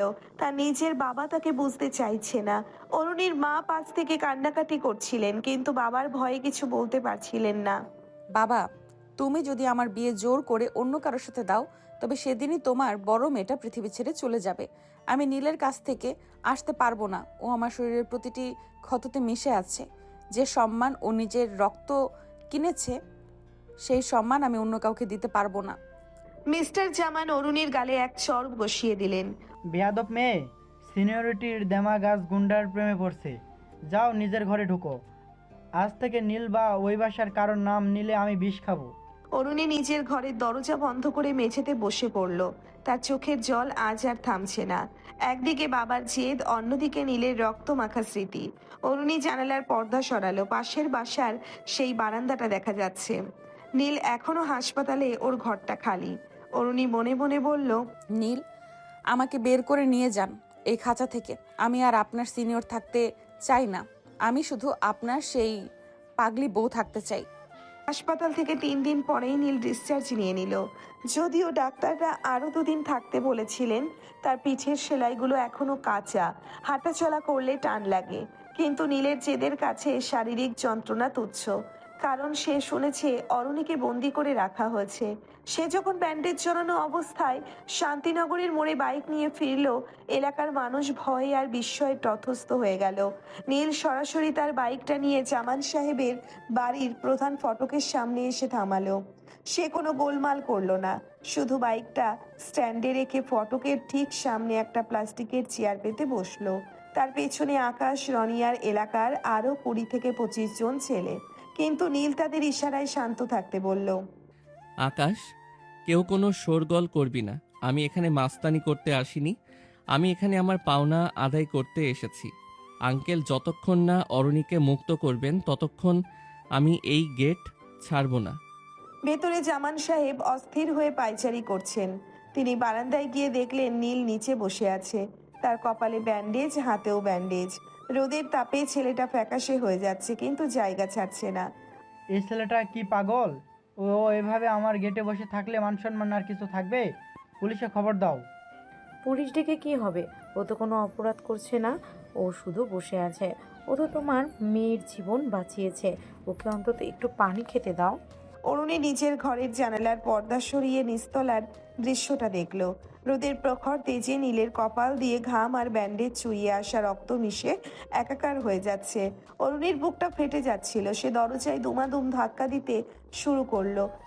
বাবা, দরজা খোলো। নীল অসুস্থ। ওর এই রোদে বসে থাকা ঠিক নয়। ওর সেলাই ছিঁড়ে যাবে। বাবা প্লিজ, ওকে ভেতরে আসতে দাও। বাইরে পাড়ার লোকেরা জড়ো হয়েছে। সবাই নীলের এই নীরব প্রতিবাদ দেখে অবাক। যে ছেলেটা একসময় কথা কাটাকাটি হলেই মারপিট করত, সে আজ মূর্তির মতো বসে আছে।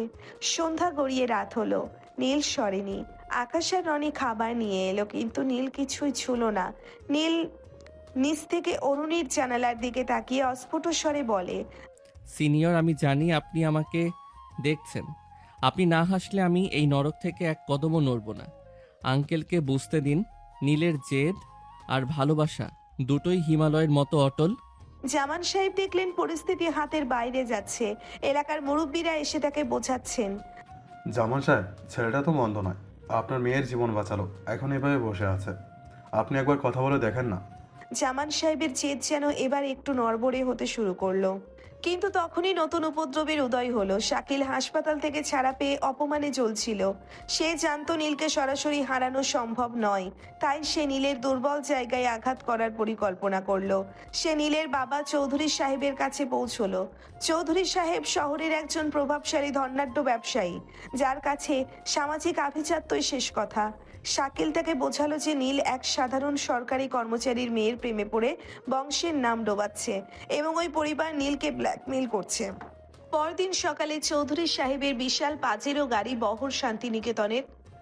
বহর শান্তিনগরের গলিতে ঢুকলো। নীলের বাবা গাড়ি থেকে নামলেন। তার পরনে দামি স্যুট, চোখে ক্ষমতার দম্ভ। তিনি দেখলেন তার একমাত্র ছেলে রোদের মধ্যে একটি সাধারণ বাসার গেটে বসে আছে। নীল, এ কি তামাশা শুরু করেছো? আমাদের বংশের মর্যাদা কি ধুলোয় মিশিয়ে দেবে? এক মধ্যবিত্ত মেয়ের জন্য তুমি রাস্তায় বসে আছো? নীল ধীর পায়ে উঠে দাঁড়ালো। তার বাবার সাথে তার সম্পর্ক বরাবরই বিষাক্ত। বাবা, আপনি মর্যাদা বোঝেন না, আপনি শুধু ক্ষমতা বোঝেন। আপনি মাকে ছেড়ে গিয়ে আমাদের মর্যাদা আগেই ধুলোয় মিশিয়েছেন। এখন কেন এসেছেন? আজ আমি আমার মর্যাদা আর ভালোবাসা দুটোই রক্ষা করছি। চৌধুরী সাহেব রাগে অন্ধ হয়ে জামান সাহেবের গেটের দিকে তাকালেন। তিনি তার বডিগার্ডদের নির্দেশ দিলেন গেট ভাঙতে। জামান সাহেব ভয়ে কাঁপতে কাঁপতে বাইরে বেরিয়ে এলেন। শুনুন মিস্টার জামান, আপনার মেয়েকে শাসন করুন। আমার ছেলে যদি আর 1 মিনিট এখানে থাকে তবে আপনার চাকরি আর এই বাসা সব আমি ধ্বংস করে দেব। আমার ছেলেকে প্রলোভন দেখানো বন্ধ করুন। অরুণী আর ঘরে থাকতে পারল না। সে কোনোভাবে জানালার গ্রিল দিয়ে বেরিয়ে কার্নিশ বেয়ে নিচে নেমে এলো। তার সাহস দেখে সবাই স্তব্ধ। অরুণী সরাসরি চৌধুরী সাহেবের সামনে গিয়ে দাঁড়ালো। চৌধুরী সাহেব, প্রলোভন আমরা দেইনি। আপনার ছেলে নিজের রক্ত দিয়ে আমার সম্মান বাঁচিয়েছে। আপনি টাকা দিয়ে ক্ষমতা কিনতে পারেন, কিন্তু নীলের মতো সাহস কিনতে পারবেন না। আপনি আমার বাবার চাকরি কেড়ে নেবেন, নিন, কিন্তু নীলের মন থেকে আমার নাম কি মুছতে পারবেন? নীল অরুণীকে আগলে ধরল। সে তার বাবার চোখের দিকে তাকিয়ে বলল, বাবা, আপনি আজ থেকে আমার কেউ নন। আমি এই চৌধুরী ভিলার উত্তরাধিকার ত্যাগ করলাম। এমনিতেও আপনি আমাদের নন। আমি এই সাধারণ মেয়েটার সাথেই থাকব। আপনার ক্ষমতা আপনি আপনার কাছে রাখুন। নীলের বাবা রাগে গজগজ করতে করতে চলে গেলেন, কিন্তু যাওয়ার আগে শাকিলের দিকে ইশারা করে গেলেন এক চরম প্রতিশোধের। জামান সাহেব পুরো ঘটনাটি দেখলেন। তিনি দেখলেন তার মেয়ে আর এই বকাটে ছেলেটা মিলে এক বিশাল ক্ষমতার বিরুদ্ধে রুখে দাঁড়িয়েছে। তার আভিজাত্যের দেওয়াল আজ সত্যি চুরমার হয়ে গেল। নীল অরুণীর হাত ধরে জামান সাহেবের সামনে হাঁটু গেড়ে বসলো। আঙ্কেল, আমি মাস্তান হতে পারি, কিন্তু আমি অরুণীকে রাজকন্যা করে রাখবো। আমাকে একবার সুযোগ দিন। জামান সাহেবের চোখ ভিজে এলো। তিনি অরুণীর মাথায় হাত রাখলেন এবং নীলকে টেনে তুললেন। আমি ভুলছিলাম রে মা, সিনিয়রিটির চেয়েও বড় স্যাক্রিফাইস এই ছেলেটা করেছে। শান্তিনগরের সকালটা আজ অন্য দিনের চেয়ে আলাদা। জামান ভিলার ড্রয়িং রুমে আজ গুমোট ভাব নেই। অরুণের বিসিএস প্রিলিমিনারি পরীক্ষার আর মাত্র 3 দিন বাকি, কিন্তু গত কয়েক সপ্তাহের মানসিক তাণ্ডবে তার পড়াশোনার 12টা বেজে গেছে। সে পড়ার টেবিলে বসে আছে ঠিকই, কিন্তু চোখের সামনে সংবিধানের ধারার বদলে ভাসছে নীলের সেই রক্তমাখা ব্যান্ডেজ। নীল এখন প্রতিদিন সকালবেলা জামান সাহেবের বাসায় হাজির হয়, তবে সে আর মাস্তানি পোশাকে আসে না। সে এখন অত্যন্ত ভদ্র সেজে হাতে করে একগাদা কারেন্ট অ্যাফেয়ার্স আর বিসিএস ডাইজেস্ট নিয়ে আসে। জামান সাহেব প্রথমে একটু ভড়কে গেলেও নীলের একাগ্রতা দেখে এখন আর না করেন না। নীল অরুণীর রুমের দরজায় নক করে। সিনিয়র, আসতে পারি? নাকি এখনো ওই মোগল সাম্রাজ্যের ইতিহাস নিয়ে মাথা চুলকাচ্ছেন? অরুণী মুখ তুলে তাকালো। নীল একটা নীল শার্ট পরে এসেছে, চুলে একটু বেশি জেল মেখেছে। অরুণীর হাসি পেয়ে গেল। আসুন জুনিয়র সাহেব, আপনার পড়ালেখা কত দূর? আপনি তো ইঞ্জিনিয়ারিং শেষ করেননি। আপনি আমাকে কি বোঝাবেন? ইঞ্জিনিয়ারিং করিনি তো কি হয়েছে? আপনার এই মেমোরি শার্প করার দায়িত্ব আমার। দেখুন, আমি আপনার জন্য একটি স্পেশাল চার্ট বানিয়ে এনেছি। কোন কোন দেশ কার কার সাথে বর্ডার শেয়ার করে ওটা গল্পের মতো মুখস্থ করাবো। নীল অরুণীর টেবিলের পাশে বসলো। ঠিক সেই সময় ড্রয়িং রুমে প্রবেশ করলেন মজিদ মামা। মজিদ মামা হলেন জামান সাহেবের দূরসম্পর্কের শ্যালক, যিনি নিজেকে এলাকার সবচেয়ে বড় পণ্ডিত মনে করেন, কিন্তু আদতে সারাদিন আজগুবি খবর ছড়িয়ে বেড়ান। কিরে অরণি, মাস্তান নিয়ে বিসিএস কোচিং করাচ্ছিস নাকি? জামান সাহেব, আপনি কি আসলেই এই বখাটের উপর ভরসা করেছেন? নীল মুচকি হাসলো। মজিদ মামা, আসসালামু আলাইকুম। আপনি যখন এসেছেন তখন একটা কুইজ হয়ে যাক। বলুন তো, বাংলাদেশের সাথে ভারতের কয়টি জেলার সীমান্ত আছে? উত্তর পারলে আপনাকে 1 কেজি জিলিপি খাওয়াবো। মজিদ মামা আমতা আমতা করতে লাগলেন। ওটা তো অনেক। আমি কি আর এসব মাপ নিয়ে থাকি? আমি থাকি দেশের বড় বড় পলিটিক্স নিয়ে। নীল হাসতে হাসতে অরুণীর দিকে তাকালো। দেখলেন তো সিনিয়র, মজিদ মামাদের মতো পণ্ডিতেরা শুধু পেশাল পারে, কিন্তু আপনার লক্ষ্য হওয়া উচিত পাখির চোখের মতো একদম স্থির। পরবর্তী 2 দিন নীল যেন অরুণীর ছায়া হয়ে গেল। সে অরুণীকে খাওয়ার সময় মনে করিয়ে দেয়, ঘুমের সময় তাগাদা দেয়। এমনকি পিউ আর রনি মিলে এক মজার টিম তৈরি করলো। রনি নীলের বন্ধু, এখন বাসার নিচে পাহারা দেয় যাতে শাকিলের কোনো লোক ডিস্টার্ব করতে না পারে, আর পিউ কফি বানিয়ে সাপ্লাই দেয়। নীল ভাইয়া, আপনি তো অরণি আপুকে বিএস ক্যাডারে বানিয়েই ছাড়বেন দেখছি। আচ্ছা আপু, ক্যাডার হলে কি আপনি ওনার বডিগার্ড হবেন? বডিগার্ড তো অলরেডি আছি। ক্যাডার হলে আমি হব ওনার পার্সোনাল ড্রাইভার কাম অ্যাডভাইজার। ভাবো একবার, সামনে পুলিশের গাড়ি, মাঝখানে ক্যাডার অরণি চৌধুরী, আর পেছনে বাইক নিয়ে আমি। হাসি ঠাট্টার মাঝেও অরুণী বুঝতে পারছিল নীল নিজের পড়াশোনা আর কাজ ফেলে দিনরাত তার পেছনে খাটছে। অরুণীর ভেতরে এক নতুন জেদ জন্মালো। নীলের এই ত্যাগের মর্যাদা তাকে দিতেই হবে। পরীক্ষার দিন সকালে হুলুস থুলুস পড়ে গেল। হঠাৎ খবর এলো শহরের প্রধান রাস্তার বড় ধরনের অবরোধ চলছে। শাকিল তার ক্ষমতার দাপটে বাস ট্র্যাক বন্ধ করে দিয়েছে যাতে অরুণী পরীক্ষার হলে পৌঁছতে না পারে। অর্নি, আজ মনে হয় কপালে পরীক্ষা নেই। রাস্তা পুরো ব্লক, কোনো রিক্সা বা সিএনজি চলছে না। জামান সাহেব দিশেহারা। অরুণী কান্নায় ভেঙে পড়ল। ঠিক তখনই গেটের সামনে গর্জে উঠল নীলের সেই বিশাল কালো ইয়ামাহা। নীল আজ একটি কালো টি শার্ট আর জিন্স পরে এসেছে। তার চোখে সেই পুরনো সংহারী রূপ। সিনিয়র, ব্যাগ নিন। আজ কোনো অবরোধ নীলকে থামাতে পারবে না। পিউ আঙ্কেল, আপনারা চিন্তা করবেন না, আমি ওকে হলের ভিতরে পৌঁছে দিয়ে তবেই ফিরবো। অরুণী বাইকের পিছনে বসলো। নীল ঝড়ের গতিতে বাইক চালাতে শুরু করলো। গলি থেকে বড় রাস্তায় উঠতেই দেখা গেল শাকিলের গুন্ডা বাহিনী রাস্তা আটকে দাঁড়িয়ে আছে। নীল বাইক থামালো না। সে এক হাতে বাইকের হ্যান্ডেল ধরলো আর অন্য হাতে ইশারায় তার বন্ধুদের ডাকলো। রনি আর আকাশের নেতৃত্বে 30 থেকে 40টা বাইক পেছন থেকে এসে শাকিলের বাহিনীকে চারিদিক থেকে ঘিরে ফেললো। নীল শাকিলের চোখের দিকে তাকিয়ে বলে, আজ আমার সিনিয়রের পরীক্ষা, যে হাত বাড়াবি সেই হাত শরীর থেকে বিচ্ছিন্ন করে দেব। পথ ছাড়। নীলের হুঙ্কারে শাকিলের লোকেরা পিছু হটল। নীল ঝড়ের গতিতে ফুটপাত আর সরু গলি দিয়ে বাইক চালিয়ে ঠিক সময় মতো অরুণীকে পরীক্ষার হলের সামনে নামিয়ে দিল। অরুণী যখন বাইক থেকে নামলো তার হাত কাঁপছে। যাও রাজকন্যা, খাতাটা আজ লিখে ভরিয়ে দিয়ে এসো। আমি গেটে দাঁড়িয়ে আছি। মনে রাখবে তোমার কলম যেন না থামে, কারণ তোমার পেছনের দেয়ালটা এখনো শক্ত হয়ে দাঁড়িয়ে আছে। অরুণী হলের ভেতরে ঢুকে গেল। 3 ঘন্টার দীর্ঘ পরীক্ষা শেষ করে যখন সে বের হলো, দেখলো নীল গেটের সামনে একটা কৃষ্ণচূড়া গাছের নিচে ঘামছে। অরুণীকে দেখেই নীল হাসি দিল। নীল, পরীক্ষা তো খুব ভালো হয়েছে, আমি সব পেরেছি। নীল অরুণীকে বাইকে তুলে নিল, কিন্তু তারা জানতো না এই সাফল্যের খুশির আড়ালে চৌধুরী সাহেব আর শাকিল তাদের শেষ চালটা চেলেছে। জামান সাহেবের কাছে তখন এক উড়ো চিঠি পৌঁছিয়েছে, যা তাদের সম্পর্কের বুনিয়াদ নাড়িয়ে দেওয়ার জন্য যথেষ্ট। শান্তিনগরের বিকেলগুলো সাধারণত চনমনে থাকে, কিন্তু জামান সাহেবের ঘরের পরিবেশটা এখন শ্মশানের মতো নিস্তব্ধ। ড্রয়িং রুমের সেন্ট্রাল টেবিলে রাখা একটি ঘিয়ে রঙের খাম যেন আসতো একটা বোমা। অরুণী আর নীল হাসি মুখে সিঁড়ি দিয়ে উপরে উঠছিল, কিন্তু ঘরের ভেতরে ঢুকতেই তাদের হাসিটা জমে গেল। জামান সাহেব সোফায় বসে আছেন, তার কপালে চিন্তার ভাঁজগুলো আজ আরো গভীর। পাশে অরুণীর মা আঁচল দিয়ে চোখ মুছছেন। অরুণী ভেতরে ঢুকেই থমকে গেল। বাবা, কি হয়েছে? মা কাঁদছে কেন? জামান সাহেব কোনো উত্তর দিলেন না। তিনি শুধু টেবিলের উপরে থাকা খামটা ইশারায় দেখালেন। নীল এগিয়ে গিয়ে খামটা হাতে নিল। খামের ওপরে দামি গোল্ডেন সিল, চৌধুরী সাহেবের ব্যক্তিগত শিলমোহর। নীল খামটা খুলতেই তার হাত কেঁপে উঠল। ভেতরে কিছু পুরনো ধুলোবালি মাখা পুলিশের এফআইআর কপি আর একটা সাইক্রিয়াট্রিক রিপোর্ট। রিপোর্টে স্পষ্টাক্ষরে লেখা, নীল চৌধুরী, চৌধুরী সাহেবের পুত্র, শৈশবে উগ্র আচরণের জন্য এবং একজনকে গুরুতর আঘাত করার অভিযোগে অভিযুক্ত। নীল, আমি তোমাকে সম্মান করতে চেয়েছিলাম। ভেবেছিলাম তুমি বখাটে হলেও তোমার মনটা ভালো, কিন্তু আমার তো জানা ছিল না যে আমি আমার মেয়ের সাথে একজন ক্রিমিনাল আর মানসিক রোগীর বিয়ে দিতে যাচ্ছি। আঙ্কেল, এসব বানোয়াট। আমার বাবা আমাকে ছোটবেলা থেকেই ধ্বংস করতে চান।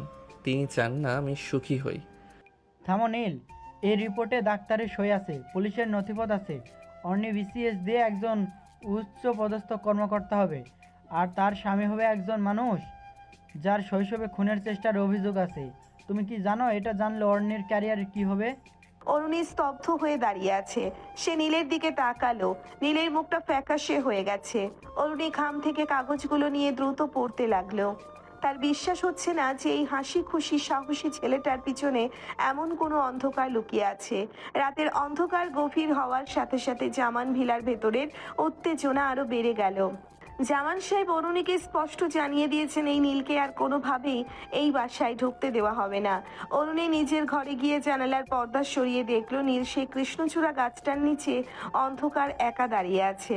অরুণী আর থাকতে পারলো না, সে সবার নজর এড়িয়ে নিচে নেমে এলো। নীল অরুণীকে দেখে একটুও অবাক হলো না, তার চোখে এখন এক সমুদ্র সমান বিষাদ। নীল, আমাকে সত্যিটা বলুন, ওই কাগজগুলোতে যা লেখা আছে তা কতটুকু সত্যি? আপনি কি আসলেও কাউকে আঘাত করেছিলেন? নীল একটি দীর্ঘশ্বাস ফেলে কৃষ্ণচূড়া গাছের গুড়িতে হেলান দিল। সবটুকু মিথ্যা নয় অরণি, তবে যা লেখা আছে তার পেছনে একটা অন্য গল্প আছে। যখন আমার বয়স 12, বাবা তখন অন্য এক মহিলার প্রেমে মগ্ন। মা প্রতিবাদ করলেই বাবা মায়ের গায়ে হাত তুলতেন। একদিন বাবা মার গলা টিপে ধরেছিলেন, মা নীল হয়ে যাচ্ছিলেন। আমি আর সহ্য করতে পারিনি। আমি পড়ার টেবিলের ভারী একটা পেপার ওয়েট দিয়ে বাবার ওই লোকের মাথায় আঘাত করেছিলাম যে বাবাকে উস্কানি দিচ্ছিল। আমার অপরাধ ছিল, আমি আমার মাকে বাঁচাতে চেয়েছিলাম। বাবা সেটাকে মানসিক ভারসাম্যহীনতার তকমা দিয়ে আমাকে রিহ্যাব সেন্টারে পাঠিয়েছিলেন যাতে মায়ের কাছ থেকে আমাকে আলাদা করা যায়। অরুণীর হৃৎপিণ্ডটা যেন ছিঁড়ে গেল। সে দেখলো নীলের চোখের কোণে এক ফোঁটা জল চিকচিক করছে। আমার বাবা অত্যন্ত প্রভাবশালী। তিনি ওই ঘটনাকে এমনভাবে সাজিয়েছিলেন যেন আমি একটা হিংস্র পশু। অরণি, আমি হয়তো আপনার যোগ্য নই। আপনার বিসিএস ক্যারিয়ারের জন্য আমার এই কলঙ্কিত অতীত একটা বড় বোঝা হবে। আমি চাই না আমার জন্য আপনার স্বপ্ন নষ্ট হোক। অরুণী নীলের হাতটা শক্ত করে ধরল। নীল, আপনি আমার জন্য যা করেছেন তার তুলনায় এই কাগজগুলো তুচ্ছ। যে ছেলে 12 বছর বয়সে মাকে বাঁচাতে লড়তে পারে সে কোনোদিন অপরাধী হতে পারে না। আমি বাবার সাথে কথা বলবো। আমি এই আভিজাত্যের মিথ্যে অহংকার ভেঙে দিব। সকাল হতেই শান্তিনগরের গলিগুলোতে নতুন মুখরোচক খবর ছড়িয়ে পড়ল। আর এই খবরের মূল প্রচারক হলেন মজিদ মামা। তিনি বোনের দোকানে বসে পান চিবোতে চিবোতে এলাকার মানুষকে জ্ঞান দিচ্ছিলেন। আরে ভাই, আমি তো আগেই বলেছিলাম এই নীল ছেলেটা সুবিধার না। শুনলাম ছোটবেলায় ও নাকি খুন করতে চেয়েছিল। পাগল আর গুন্ডার মিশ্রণ এই ছেলে। জামান সাহেবের কপালটাই মন্দ, এমন একটা ছেলের পিছনে মেয়েটাকে লেলিয়ে দিল। এলাকার মানুষ ভরকে গেল। যারা নীলকে ভালো জানতো তারাও এখন সন্দেহ করতে শুরু করলো। ঠিক এই সুযোগটাই নীল শাকিল। সে জানতো নীল এখন মানসিকভাবে দুর্বল এবং এলাকায় কোণঠাসা। শাকিল ঠিক করলো সে এবার সরাসরি অরুণীর পরিবারকে আঘাত করবে। বিকেলে পিউ যখন স্কুল থেকে ফিরছিল শাকিল তার বাইক নিয়ে পথ আটকালো। ফিরে পিচ্ছি, তোর দুলাভাই তো দেখি খুনি। শোন, তোর বড় বোনকে বলিস আমার সাথে আপোষ করতে, না হলে তোকে তুলে নিয়ে গেলে তোর ওই খুনি দুলাভাইও বাঁচাতে পারবে না। পিউ ভয়ে কাঁদতে কাঁদতে বাসায় ফিরে এলো। অরুণী আর জামান সাহেব যখন পিউয়ের কথা শুনলেন তারা বুঝতে পারলেন শাকিল এখন বেপরোয়া। কিন্তু নীল এখন কোথায়? নীল তো এলাকায় নেই।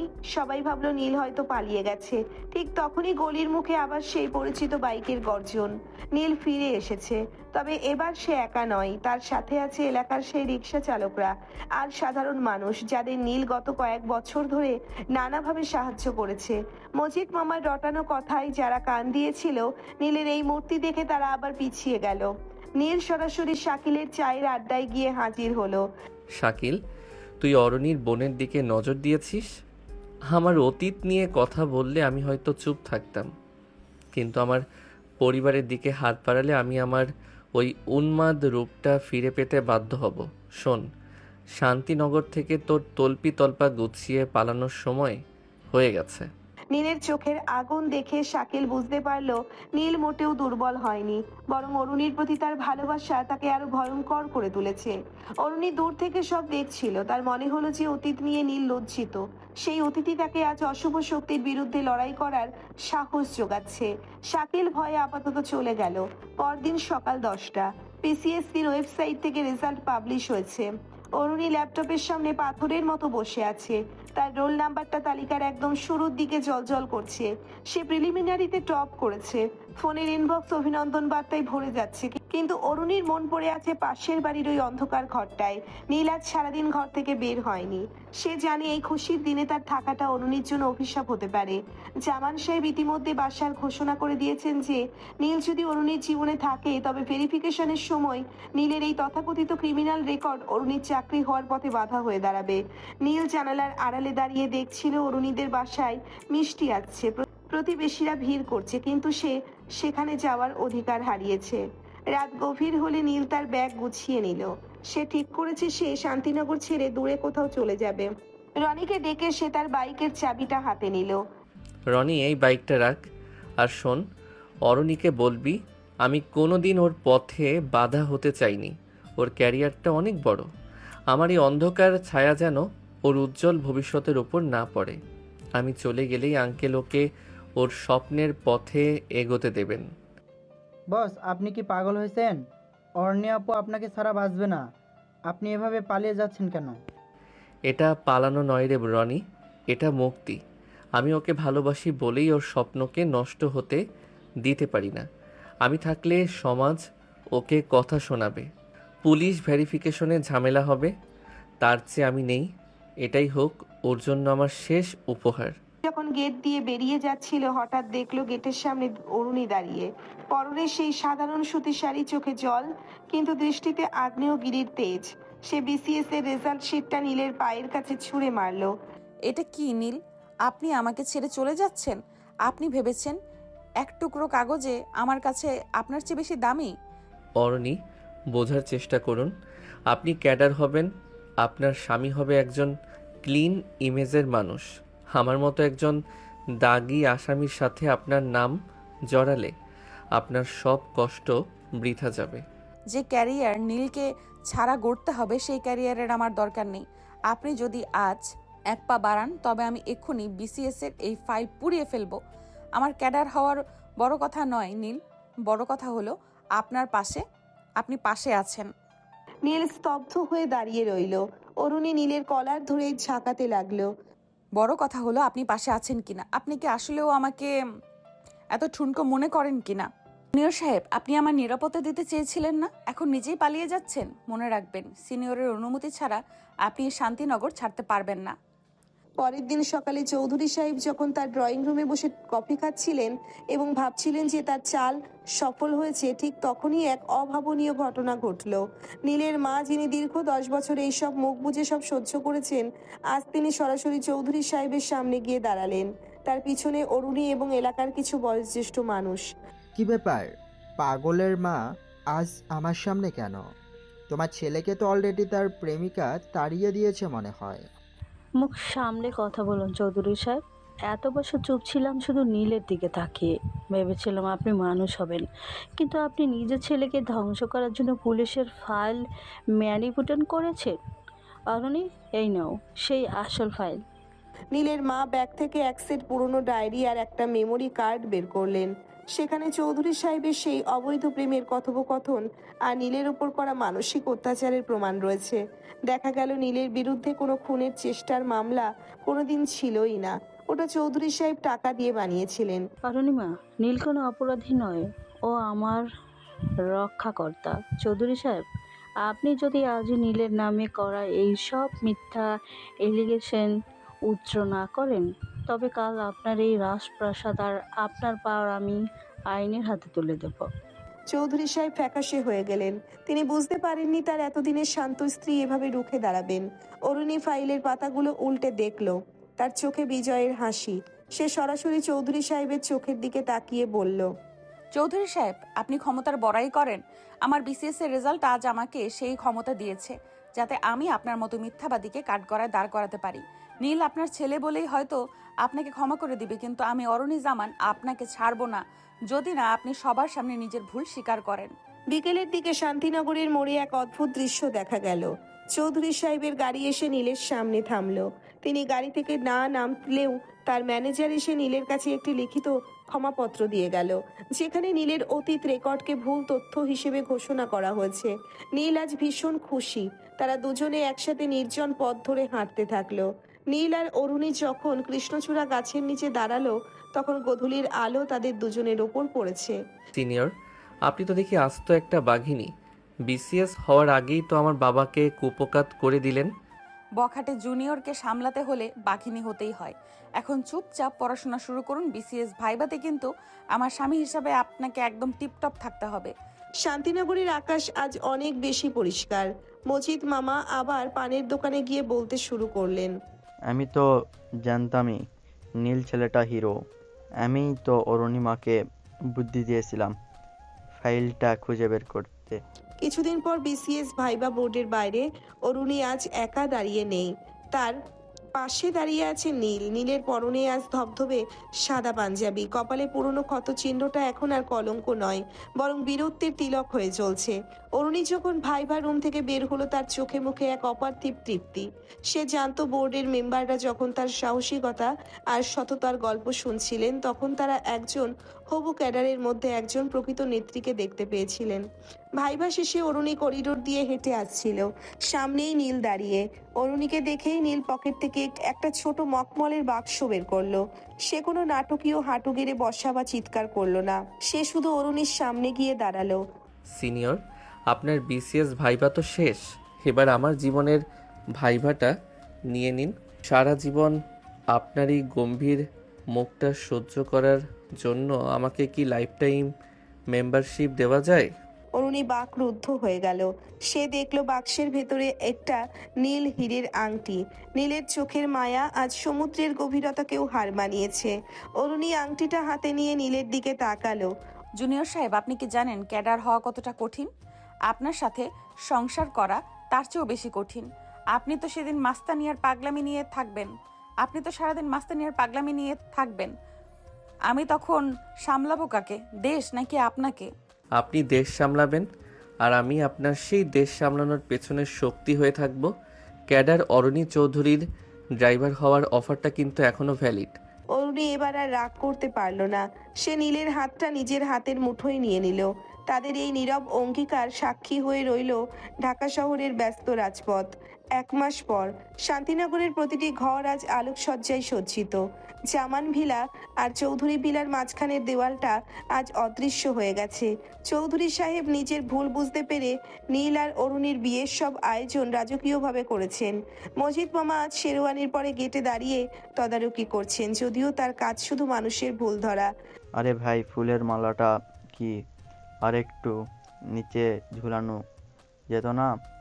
জামান সাহেব আপনার বিসিএস ক্যাডার মেয়ে বলে কথা, একটু জাঁকজমক না হলে চলে? ঠিক তখনই বিয়ের স্টেজে এক অপ্রীতিকর ঘটনার চেষ্টা হলো। শাকিল তার শেষ চাল হিসেবে কয়েকজন নেশাখোরকে নিয়ে গেটে এসে ঝামেলা শুরু করলো।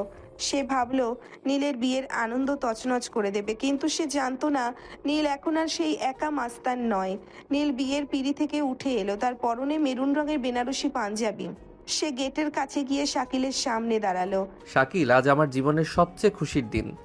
আমি চাই না আজ রক্ত ঝরুক। পুলিশ তোকে অলরেডি খুঁজছে তোর সব অপকর্মের জন্য। এখন তুই ভালো মানুষের মতো যাবি নাকি আমি হাতটা আবার একটু গরম করব? শাকিল দেখলো নীলের পিছনে দাঁড়িয়ে আছে পুরো শান্তিনগরের মানুষ, আর সামনে দাঁড়িয়ে আছে একজন হবু প্রশাসনিক কর্মকর্তা অরুণী। শাকিল বুঝলো অন্ধকার জগতের দিন শেষ। সে মাথা নিচু করে সেখান থেকে বিদায় নিল। এটাই ছিল শান্তিনগরে অশুভ শক্তির শেষ পরাজয়। বিয়ের কাজ শেষ হলো। অরুণী আর নীল এখন ছাদের সেই পরিচিত কোণায় দাঁড়িয়ে, যেখান থেকে তারা একে অপরকে লুকিয়ে দেখত। অরুণীর পরনে লাল রঙের ভারী বেনারসি, আর নীলের চোখে অরুণীকে হারানোর ভয় কাটিয়ে পাওয়ার তীব্র আনন্দ। সিনিয়র, একটা কথা ছিল। আবার কি হলো? আজ অন্তত জুনিয়র সিনিয়র ডাকটা বন্ধ করা যায় না? না, ওটা তো আমাদের প্রেমের সিগনেচার। শুধু এটুকু বলতে চাই, আমি আপনার সেই বখাটে জুনিয়র ছিলাম, আছি আর থাকব। তবে এখন থেকে আপনার সরকারি বাসভবনের বখাটে জামাই হিসেবে। অরুণী নীলের কাঁধে মাথা রাখলো। গোধূলির শেষ সূর্যটা ডুবে যাওয়ার আগে এক টুকরো সোনালি আলো তাদের উপর ছড়িয়ে দিয়ে গেল।